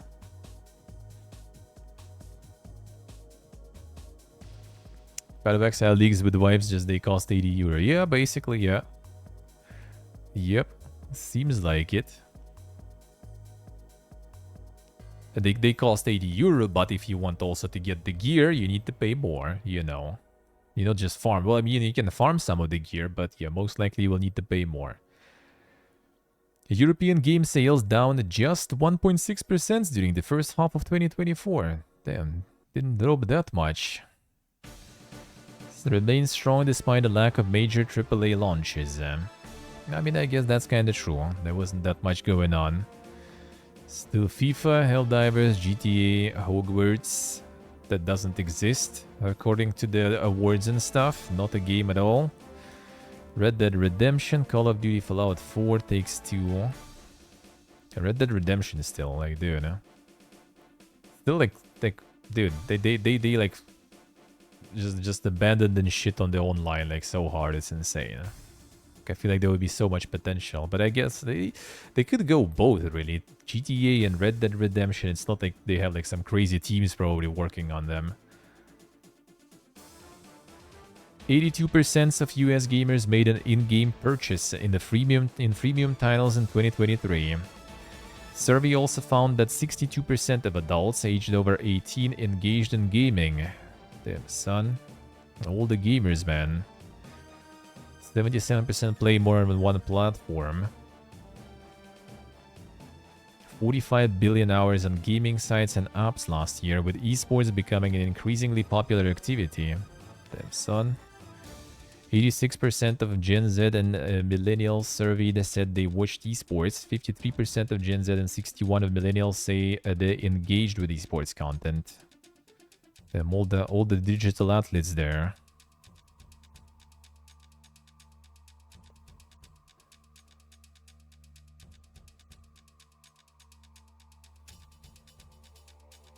Cultural significance of gaming and the vital role of gamer behavior for brands looking to tap into dynamic and engaged audience.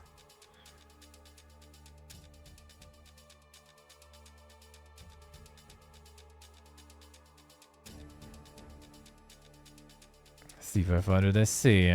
Nah, they spend on some of that stuff, I guess.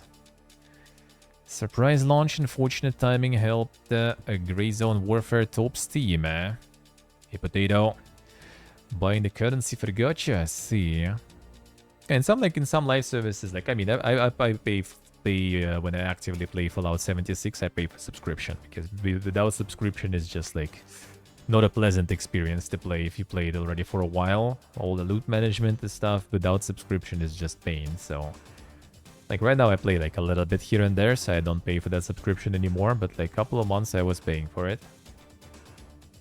That's pretty much kinda it, I guess. Subscriptions mostly. Same was like Battle Pass Fortnite, Raven Dawn, I paid for subscription for a couple of months. That I think was kinda it though, I think, lately. Yeah, probably. Think so. I think so. Streamer test and Escape from Tarkov's Woes helped drive 900,000 sales. 400,000 in the first 2 days, over 900,000 copies in under a month. And now you kind of like, is it still kind of even around big time? I haven't heard about this one.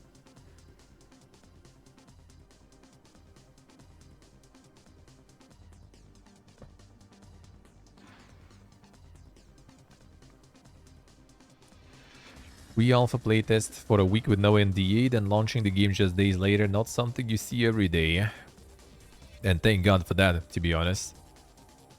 I wanted to be very honest with our community with doubts about us due to our previous mobile-only experience and the fiasco with the day before, so we wanted to show that it's real and not a scam. Making a game, you reach point where you gotta put it out there in early access. Money's not endless and you want your team to stick around for the long haul. Had to release it because the budget was completely depleted. The key to launching any game into early access lies in establishing solid foundation. Crucial for players to see the potential for growth and improvement. Despite knowing that our game is only about 20% complete, we were confident in groundwork we had laid.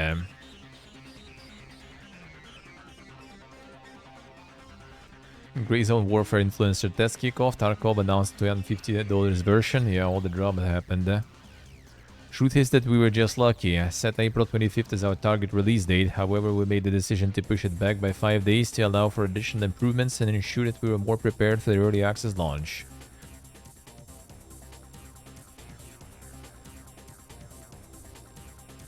Let's see, Steve, let's see. No, looks like they farmed. But they farmed. Top Seller Sports. 50% of players opted for special editions, and I think that sends a clear message from them. Damn, son. 50% of people bought like the Giga editions. Despite a drop-off in sales since launch, some of which Robert's credited to the release of Arena Breakout Infinite Beta, which I actually also haven't heard about since then, which is also a tactical looter shooter. A massive influx of cash from the early access release solved the team's budget issues and means they can not only continue building but also expand and make Grey Zone even bigger. Like, everyone was shitting on Tarkov and stuff, everyone know that those new games coming in, we're gonna play all them, and now you don't hear anything about the new games, and I think everyone's just back to Tarkov, sorta. I kinda assume, I guess. The classic, dude, eh? That was like already so many times with card games, I remember, dude. Like any big card game, everyone's like, yeah, fuck Hearthstone, this is the new big shit, we're all gonna play Hearthstone. Or they're all gonna play this new game, then new game comes out. It lives for like a month or something, and everyone back farming Hearthstone again. A classic, dude, eh? And well, there's also some like situations like Artifact and stuff, for example, on top of that. A new studio, Blue Scarab, raises $7 million in funding round, and developer will use funds raised to support its debut MMORPG title. Damn, son. Someone making some giga MMORPGs, eh? Sweden-based studio. For $7 million, eh? Then they can probably like last there a couple of months with this money for the studio. In Sweden, eh? CEO, CTO, Raw Fury, Betware co-founder, Creandum co-founder, DICE creative director, the Helldivers people. So what you gonna do? What's the MMO about? Defy genre expectations. I see, alright. But I wonder if there's like some statistic or something about like how many of those actually kind of get somewhere with all the, after all the investments and stuff. Most everyone was just like some sort of like, oh yeah, we're just gonna make some like new big shit, and then you can never hear about them anymore. We got a few mil from investors, and then nothing happens after. Ubisoft outperformed targets as back catalog, digital, and bookings all increase. In a selective market, we delivered a solid start to the year. Well, who wanted Ubisoft to kind of just like die and stuff? Looks like that ain't happening. Up 12%, up 8.3%, up 6.6%, up 1.5%. So they still be farming, man.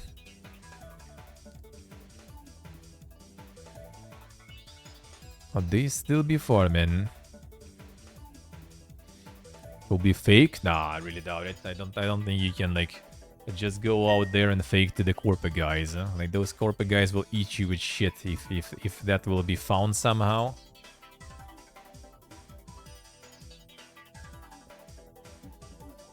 You're gonna be done for. That's a crime. You basically just like your company is dead if you do that.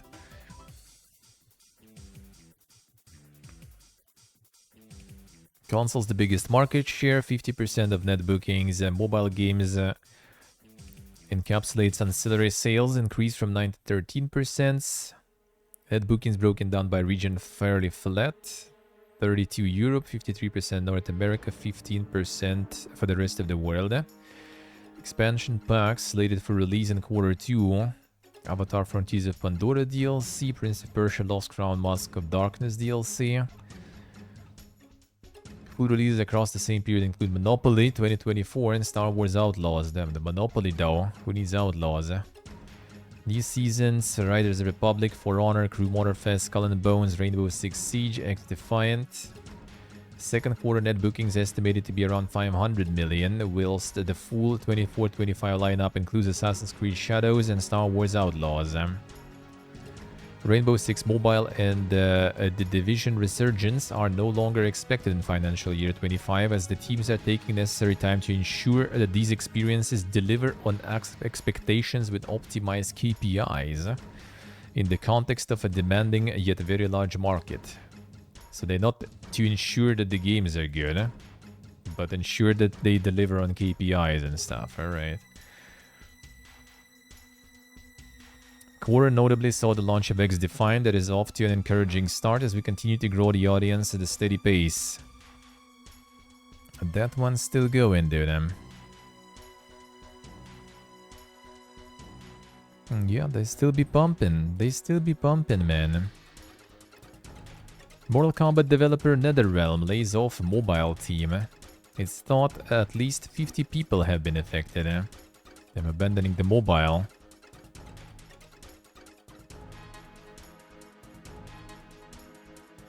Let's see what I see. Cozy escapism and true crime. Sounds kind of like, what was the name? Secret World or whatever it was. That one, like, a lot of people did like, even though it didn't, like, hit, you know, the mass audience. I did play on beta test back in the day a little. But it did have its own audience there. It did have its own audience. Exola acquires a leading LFG company, LF Group. That was like a weird one. Global video game commerce company Exola acquired a leading looking for group LFG company, LF Group. So there's others looking for group companies. What do those do, even, then? Now, what do those do? So like a service to find who to play with, I guess? I don't know.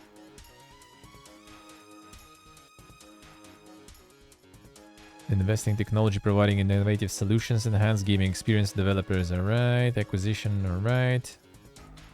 Yeah, not sure what it exactly does then. Creator and gamer experience. The group searching stuff, I guess, I assume. Exola is going ham, actually. They kind of like got like a whole bunch of acquisitions recently. And I feel like they're getting into like the influencer stuff too, since they got like one of the platforms that distributing the keys also they bought. True. Pacific Drive top 600,000 sales globally. Ironwood Studios marks the milestone as it rolls out its first free content update. Pacific Drive is insane, dude. Super good. So they're gonna get like a couple of free updates, some paid updates, and there's something that looks like it might be DLC in the winter. I would be down. I would be so down if it's out. Like, that was an amazing game.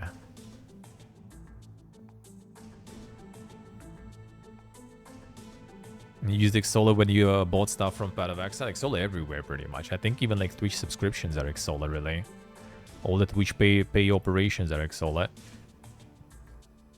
A shitload of things are Xsola. Yes, Dave, I hope so too. Yes, I don't want to redo everything, that's for sure.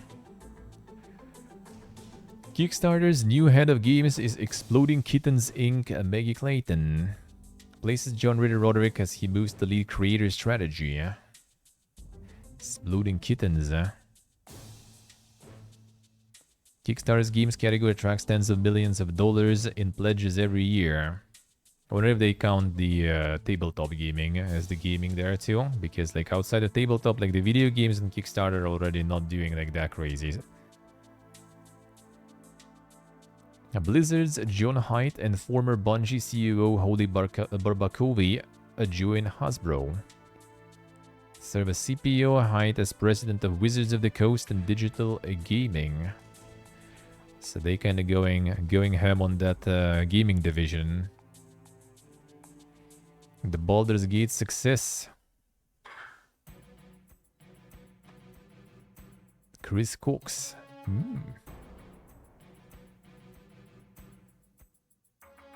I sure already worked on the Wizards of the Coast, I see. The Whelan Corporation news, yeah. And the Hasbro and Blizzard, man, that will be like Baldur's Gate live service, you know. Ooh, let's go, Baldur's Gate MMO. People still complaining about the save system? Damn, son. They just never stop. Aliens Fireteam Elite 2 details allegedly leaks online. Internal presentation for Aliens Fireteam Elite leaked online under codename Project Macondo.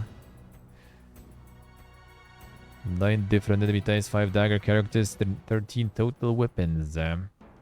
13 missions with 12 hours of gameplay for its ideal scope. The game was not planned to have any post-launch microtransactions. I need to specify that nowadays. But post-launch content including additional Annihilation mobs or story mission DLC. New spin on Horde mode. Well, that's the full document. I'm gonna be watching that just in case. Game seems to be a significant downgrade from original title. Many fans of the first game expressed their disappointment on social media. Seemingly a huge downgrade has even resulted in some fans questioning the credibility of the leak. Some kind of fan-made leak. Most of the leak originates from 1.1 terabyte of Disney leaks, which allegedly compromised unannounced Disney projects, login credentials, and more. Oh, so we're gonna get even more info on that stuff, looks like. Let's see, Steve, I see. Ubisoft is working on a driver project, but the TV series was canned. Them still doing something in driver. I already forgot about that one. The television series that was in production was canned in January 2024. Actively working on other exciting projects related to the franchise and can't wait to share more information in the future. FaZe Clan comes under fire for tone-deaf Trump shooting meme. Like, the meme is even garbage. Like, hit marker Trump, like, it wasn't there. At least, like, if you would, like, get a different photo and get it on the ear or something, at least then it would be kind of, you know, at least the proper meme. That's some lazy stuff, dude. That's some lazy stuff.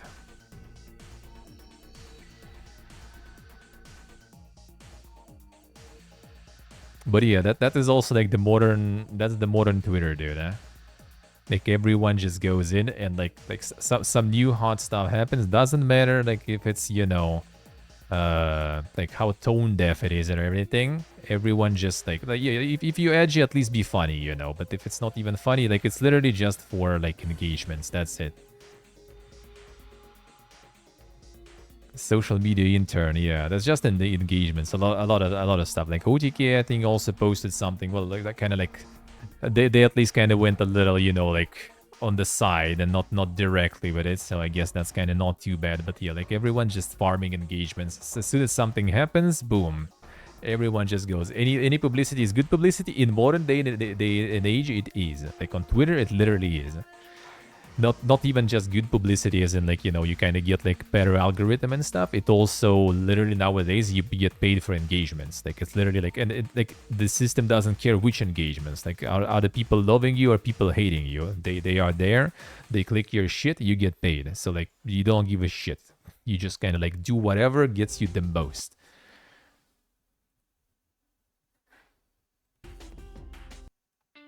And that is, I think, pretty bad. Let's go with this one. Just gonna get a little lower. Gonna be vocals there and stuff too.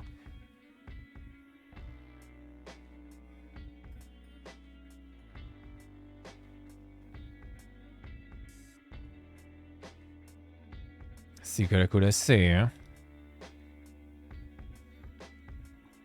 Ubisoft has anime skins lined up for XDefiant, it's claimed. Well, there it is. That's how they get the, you know, the money pumping. There it is. That old trick. Media not displayed. Removed that in response to report from copyright holders. So I guess that leak might be kinda true then.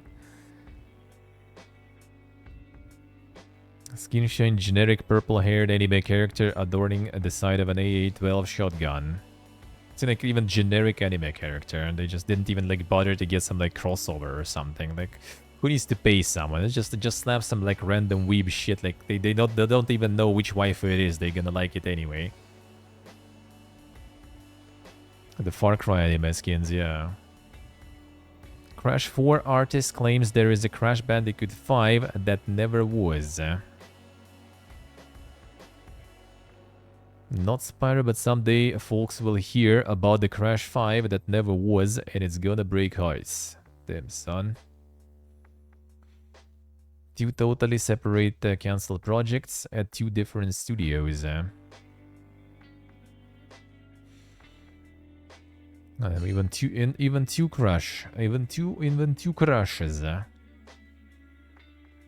NVIDIA GeForce RTX 5000 series GPU power leaked by Seasonic. Oh yeah, another chonker there. Was it like 500? For 5090, you will need 500 there. There it is, dude. So how massive of the PSU you will actually even need? The Giga Nuclear Power Plant, yeah. How powerful of the PSU you will need? Like, how much you even need nowadays? I don't remember like which one is mine. I ripped the power bill there, yeah. Advanced and stagnated, adjusting skill with power, yeah, I guess. Yes, Dave, yeah, that's pretty much it. I think I also have like around 700 or something, if I remember correct. The small one. The small one, like this. Well, I mean, 5090 is just not gonna fit in the small case anyway. 5070 is like not that crazy much more than 4070 at least. 4070 is fine for my case, for example. So like if size is also matching, but like it's probably gonna cost a shitload. I don't know if I can afford it nowadays. We'll see. Witcher 4 is the most advanced out of all current CD Projekt Red games. Damn, son. All the games currently being developed in the early stages. The one that is most advanced out of all the CD Projekt Red games would be Witcher 4. So it's still all early, just Witcher 4 is ahead of the rest, I guess. Alright. More bad news surfaces for Fallout London. Team confirming anyone with an Epic Game Store version of Fallout 4 will not be able to play Fallout London. So yeah, the Epic Store apparently got the Fallout 4 recently, and it's gonna be only the patched version there. So you can downgrade it on Epic, but apparently Steam should be fine with GOG. And apparently they got the green light already, so now it's about them finalizing everything, and supposedly they're not giving any dates anymore to not upset people, and people now upset because they don't give any dates. It's gonna be like a week or two probably. So we'll see. I downloaded Fallout 4 already just in case, so it's kind of there waiting for the moment.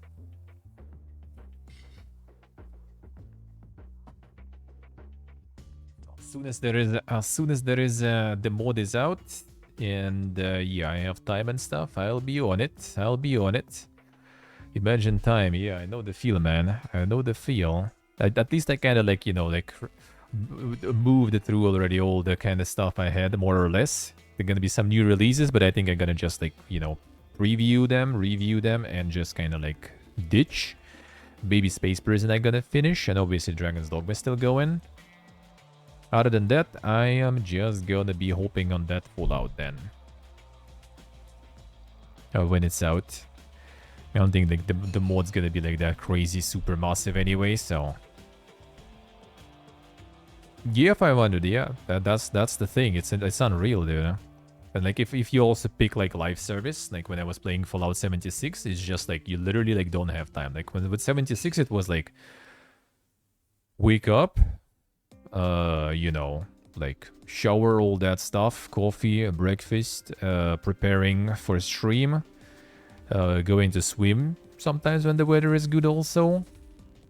And then you start the stream, you game all stream, you finish the stream, you launch Fallout 76, you game like until you go to bed, and then you sleep. So you're pretty much like playing for, I don't know, like 12 hours a day for sure. And it's not enough. It's totally not enough. Space Prison isn't 100 hours long. Nah, should be fine. Should be fine. So you're falling behind is... And I'm not even like, you know, like finishing all the games, right? Like a bunch of games I just kind of play for like 2-3 hours, like showcasing them, and then like, you know, they're gone for like for a while, or even completely they're gone. And I moved on to next ones. If I would be doing all the playthroughs for everything, like, dude. I don't think so, Steve. I don't think... I think it was like mentioned somewhere. I don't think it... I think it was mentioned somewhere. Gothic thing was also quite long. This one has voice acting. Apparently there is some like called the Baldur's Gate 3 stars, I think, voice acting. There's apparently like some previous like like politician, like House of Lords or whatever from UK voice acting someone. There's like a bunch of voice acting, looks like. So I assume they kind of like a little more composed. And even though I guess like the Archelaus also was voice acted just in Polish, but still. So we'll see. Could be kind of massive, eh? GT Plus might be coming to Nintendo Switch. Damn, I wonder how that will be running there. Games included with GTE Plus. The premium membership option. Oh, it's the classic GTEs though, right? Grants access to several different Rockstar game styles. I mean, I would assume like all previous GTEs already there though. I guess now you subscribe also. Oh yeah, I guess they were maybe available on Switch as a standalone, and now you can subscribe and play and get the GTA Online also. Damn, son. Xbox reveals new titles coming to a Game Pass this week. Flintlock, Dungeons of Hinterberg, and Kunitsugami. I mean, solid Game Pass if you're looking for some more stuff to play. Hinterberg is decent, Kunitsugami is interesting and new, and yeah, I mean, Flintlock for kinda, sorta free, I guess, is pretty good.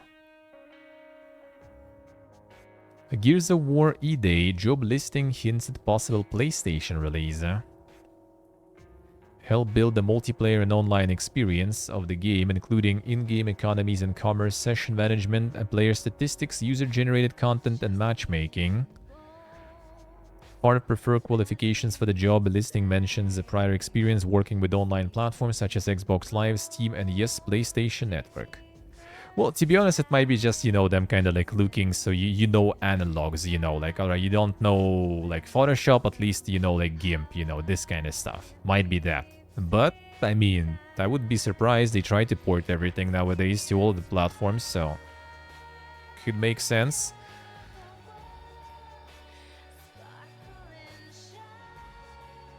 A No Man's Sky Worlds Part 1 update, Part 1, revealed with deep dive trailer.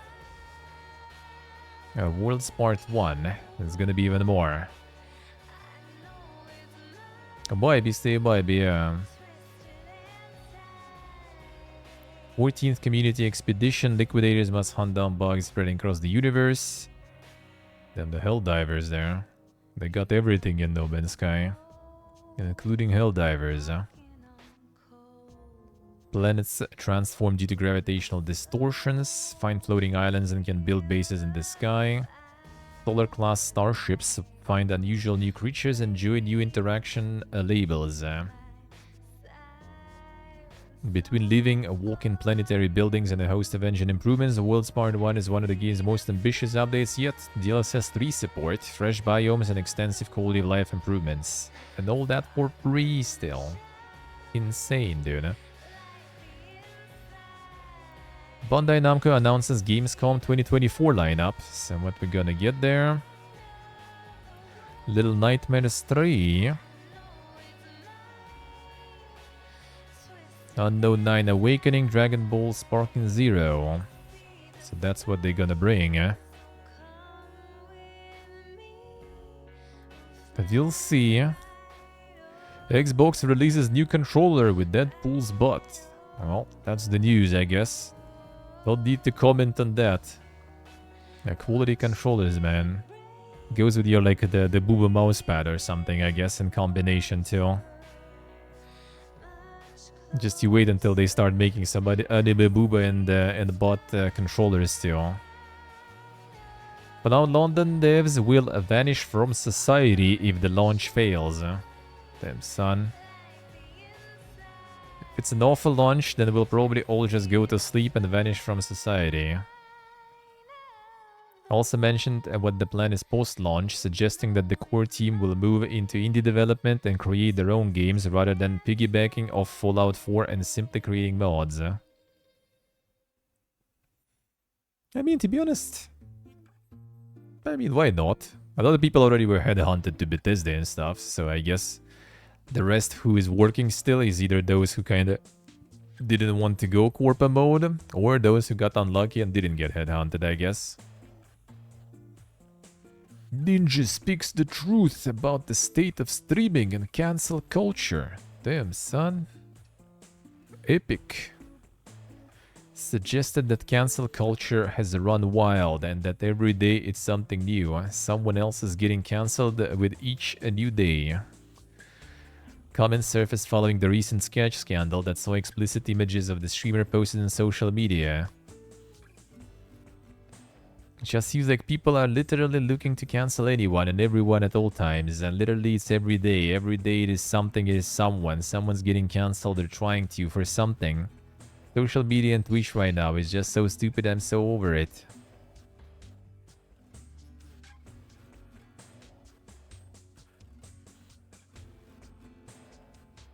Simple line that is indicated. I remember when we used just to play video games. Damn, the classic. Indicative of the way the streaming world is going. These days, the most popular streamers aren't known for their gameplay, but for their antics and constant presence in front of camera. And likes of Speed, Kai Cenat, Aiden Ross, and Sketch weren't necessarily popularized because they play games remarkably well after all. Ninja also bagged on drama channels that stoke or hunt these topics, adding fuel to the fire, and asked where the fun is in gaming and streaming these days, questioning the absence of funny clips and suggesting he's getting too old for it all. What a guy.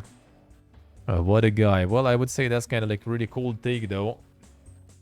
That's a really cool one because I mean, I think everyone already kind of knows about it. And that goes again to the Twitter, you know, the rage bait and the monetization of the fiesta and the drama. Hey, Toast, hello. Because before it was kind of, you know, I guess whatever. And now you can actually literally make money out of reading some hot news. That's when all the fake news guys coming from. Like, remember the one about, what was that, Microsoft? Or was it like Ubisoft? The Microsoft, I think, right? Buying Steam. Absolutely random dude who playing fucking CS. Streamer, I think, too. Some like kind of like no-name one. Just posted that shit and like, boom. Reposts all over the place. I see like whole Carnage reposting that, like Dan reposting that on Twitter. I'm like, the fuck is happening? Who's that guy? I looked into it and literally just like nothing from that guy instead of like, except for like some like CSGO case opening and stuff like that. Like, alright, I see how it is, dude. As long as that shit exists, that's gonna be all the cancel culture and drama happening. That's gonna be the case all the time. And yeah, like I guess Twitch kind of went mainstream and everything, considering there is no like what's the name? No algorithms and stuff. Whatever is at the top of the Twitch gonna be even higher on the top of the Twitch because everyone just stays there. So if they are promoting all this stuff, then that's gonna be everyone making this stuff because that's what's being, you know, at the top. Simple as. Getting too old for it all. I mean, that's why I don't really watch anything, to be honest. That's the thing. But you still can do it at least, so that's good. That is good at least. There are still people interested in that. People still watching that. People still streaming that. And that's all that matters. Everything else is whatever. I'm gonna still have our cozy corners, you know. Where we can do the shit the way we did before. Mortal Kombat developer NetherRealm Studios hit with mass layoffs. Sorry, that's what we just saw, basically. Yeah, mobile team out. That we saw. Xbox integrates NVIDIA GeForce Now. So that's the thing that was before mentioned. Starting today, we've enabled the GeForce Now integration, which allows you to launch supported games on GeForce Now via Xbox game pages. Which is even more, you know, like the cloud pivot, as we were talking about earlier today. Makes kind of all the sense.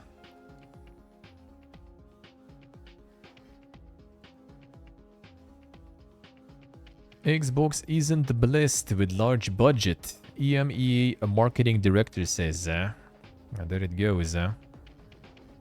PlayStation blessed with marketing funds and we're just not able to enjoy. But that's totally fine. We adopt what I would call a more fiscally responsible approach to media investments. Damn, son. Not blessed with huge media budgets, so we have to be quite scrappy, really, and quite tenacious to fight for funds that would probably go somewhere else. Yeah, they're just kind of like gonna stop marketing completely, wasn't it? Yeah, looking to stop pushing console sales in the EMEA region. So now they're not just low on budgets, now they're gonna have no budgets. Microsoft responds to FTC over Xbox Game Pass price increase. There it is. It is wrong to call this Xbox Game Pass standard a degraded version of the discontinued Game Pass for console offering. That discontinued product did not offer multiplayer functionality, which had to be purchased separately. Game Pass Ultimate's price will increase from 16 to 19. The service will offer more value through many new games available day and date. Among them is the upcoming release of Call of Duty, which has never before been available on subscription day and date. Alright, so they try to kind of like... Instead of declining that, they just try to spin that it's all actually justified, you know. FTC barely mentioned during the trial surrounding Microsoft's acquisition of Activision Blizzard. The focus of the trial is that Microsoft could keep Call of Duty off the PlayStation consoles. That Microsoft said has nothing to do with the price and tier changes to Game Pass. Dude, it's just like went full dodge mode there instead of like kind of like addressing something. Just like, no, it wasn't about that. It was different. Tried to shift focus to its alleged subscription market. Its letter does not map onto its arguments below. Setting aside that it's common for business to change service offerings over time, FTC's case in all of its alleged markets has always been premised on vertical foreclosure. Microsoft would withhold Call of Duty from rivals and therefore harm competition. But even in the alleged subscription market, Call of Duty is not being withheld from anyone who wants it. No evidence to harming competition. Yeah, I don't think anything gonna happen to Microsoft though that way. I doubt it. Bethesda Game Studios has made history by fully unionizing. Damn, Todd is in the union now. Excited to announce our union at Bethesda Game Studio and join the movement sweeping across the video game industry. It's clear that every worker can benefit from bringing democracy into the workplace and securing a protected voice on the job. We're thrilled to get down to brass tacks and win a fair contract, proving that our unity is a source of real power to positively shape our working conditions, our lives, and the company as a whole. There it is. The whole company unionized now.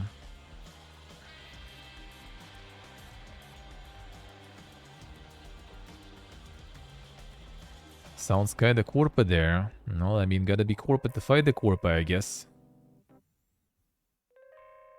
No matter your job title, you too can benefit from having a union. Securing protected voice on the job, workers are taking step forward on negotiating better working conditions, helping to raise standards across the industry. I'm incredibly proud to welcome these workers into our union and are confident that together we will secure a brighter future for all workers in the video game industry. Well, I mean, should be more of that, especially in modern day. In modern day and time, you need that, dude. This will fix Starfield. Yeah, doubt about that. Not so sure. Netflix still has more than 80 games in development. No, these guys didn't stop though. Very different types of games. Interactive narrative games. Lots more, including very different types of games yet to come in the quarters and years ahead. I think our opportunity here to serve super fandom with games is really fun and remarkable. I think the idea of being able to take a show and give the super fan a place to be in between seasons, and even beyond that, to be able to use the game platform to introduce new characters, new storylines, new plot twists. Now you could do those kind of things, and then they could then materialize in the next season or in the sequel to the film. Oh damn, the Fallout game on Netflix coming in. It's time. Queen's Gambit Chess, Stranger Things, Puzzle Tales, Too Hot to Handle, Love is a Game. Damn son. And of course, indie developers flock to the platform to use it as a staging ground to bring their games to a new and thriving market. Soon consoles will be a thing of the past and users just turn on their television, grab a remote and start streaming or downloading games through an application like Netflix. Well, if that's the games we're gonna be downloading, then I'd rather not, you know. I'll sit at my PC instead. Not gonna lie, dude. I am not sold. I am not sold. Alright, that is, I think, it. That is, I think, it. Yep, that is it. Alright, good. I don't have to turn on PS5 to play chess, damn son.